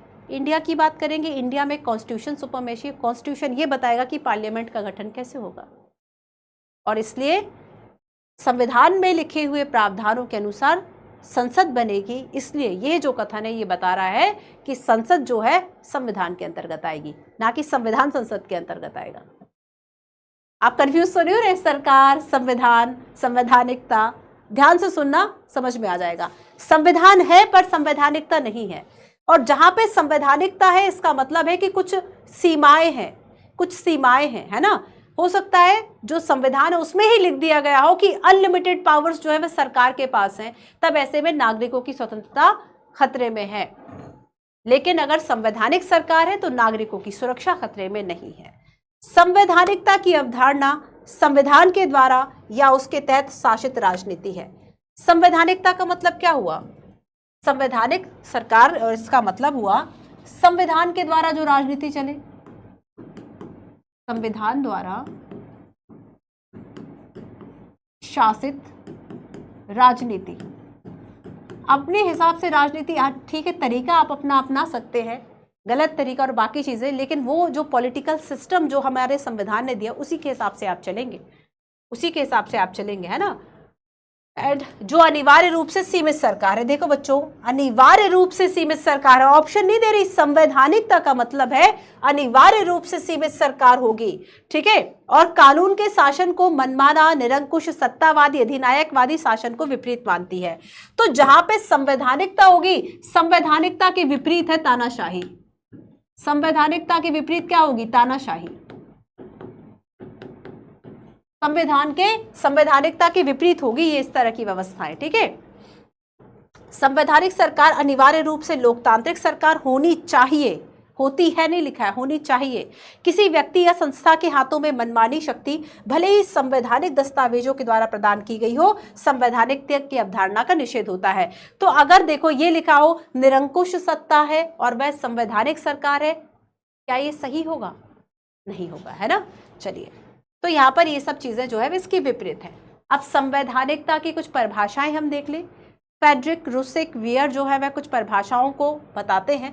सबसे पहले वियर की परिभाषा पढ़ते हैं, जिन्होंने भारत के संविधान को अर्थसंघीय क्वासी फेडरल कहा था। संवैधानिक सरकार का अर्थ है संविधान की शर्तों के अनुसार सरकार से कुछ अधिक है ना। मतलब सरकार से ज्यादा संविधान की शर्तें इंपॉर्टेंट है। इसका अर्थ है कि सरकार की मनमानी के विपरीत नियम के अनुसार सरकार, और इसका मतलब है संविधान की शर्तों के द्वारा सीमित सरकार है, ना केवल सत्ता का उपयोग करने वालों की इच्छाओं और क्षमताओं तक सीमित सरकार, ठीक है। तो यहाँ पर ये आपको याद रखना है कि केसी वियर जो है वह इसमें बताते हैं कि संवैधानिक सरकार का अर्थ है संविधान की शर्तों के अनुसार ही जो सरकार है वह चले, ठीक है। संविधान की शर्तों के द्वारा जो है वह सीमित हो, ऐसी सरकार हो। रूसिक कहते हैं कि संवैधानिकता का अर्थ है अनिवार्य रूप से सीमित सरकार। सो ये शासकों की असीमित इच्छा वाली सरकार का विलोम है, मतलब इसके अपोजिट है, ठीक है। अगर असीमित सरकार है तो वो संवैधानिक सरकार नहीं होगी। संवैधानिक सरकार है मतलब सीमित सरकार है। सीमित इसलिए है क्योंकि संविधान में जो लिखा गया उसके अनुसार वो कार्य करेगी। प्रतिबंधों की प्रभावशीलता के वास्तविक रूप के बावजूद यह सरकार की मनमानी के विपरीत सरकार पर सीमाएं मानता है। फ्रेडरिक कहते हैं कि संवैधानिक सरकारी कार्रवाई पर प्रभावी प्रतिबंधों की प्रणाली, हर जगह प्रतिबंधों की प्रणाली कहा जा रहा है कि सरकार पर कुछ प्रतिबंध जो है वह ये लगा रहा है ना, ये लगा रहा है, ऐसा कोई का है। तो यहाँ पे ये हो गया आपका संवैधानिकता। तो आई होप अब इस क्वेश्चन का आंसर लिखोगे कि शासकों की सीमा का निर्धारण करना संविधान के लिए क्यों जरूरी है, ताकि वह तानाशाही ना हो जाए, ठीक है। क्या कोई ऐसा संविधान हो सकता है जहां नागरिकों को कोई अधिकार ना दिए हो? तो आप बताइए इसको, ठीक है। तो आप इसको लिखने की कोशिश जो है वह कीजिएगा। एनसीईआरटी का क्वेश्चन है। तो आज की क्लास में हमने क्या क्या देखा, एक बार फिर से जल्दी से रिवीजन करा देती हूँ। चैप्टर 3 संविधान की अवधारणा जो है आज हमने पढ़ा, और इसमें हमने जाना कि आखिर संविधान का अर्थ, कार्य, विशेषता, वर्गीकरण, संविधान और संवैधानिकता की बात की। थॉमस हॉब्स से हमने अपनी बातचीत जो है वह क्लास की शुरू करी थी। थॉमस हॉब्स ने पहली बार ऐसी अवधारणा दी थी कि सामाजिक विनियम के लिए, सोसाइटी के रेगुलेशन के लिए कुछ रूल्स होने चाहिए और वो समझौते के रूप में हो। और ये समझौता कैसा हो कि पहले तो कहा जाता कि प्राकृतिक रूप से मनुष्य के दो अधिकार, एक तो जीवन का अधिकार और दूसरा जीवन को बचाने का अधिकार। लेकिन जीवन को बचाने के अधिकार के नाम पर वह सब कुछ करे, ऐसा पॉसिबल नहीं होना चाहिए, ठीक है। जीवन की रक्षा के लिए मनुष्य को कुछ भी करने का अधिकार नहीं देना चाहिए, वरना फिर कैसे होगा, बड़ी मछली छोटी मछली को खा जाती है, वो वाले जो नियम है वो लागू हो जाएंगे। तो इसके लिए शक्ति ही सत्य है, इस तरह की चीजें आएंगी। तब आपको क्या करना है कि लोगों के बीच में राजनीतिक सामाजिक अधिकारों इन सभी की कुछ सीमाएं तैयार करनी है, कुछ समझौते बनाने हैं। तो एक जो सोसाइटी है वह साथ में तभी रह सकती है जब एक समन्वय हो जाए अधिकारों का, कर्तव्यों का, दायित्वों का, है ना। तो विनियमन की बात यहाँ से करते हैं। तो बेसिकली हमने संविधान की बात की कि संविधान का जो शब्द है वह लैटिन शब्द कॉन्स्टिट्यूटरे जो है, यहाँ से इसका मतलब है टू सेटअप करना या स्थापित करना। बेसिकली एक ऐसा समूह है जो सरकार की व्यवस्था करे,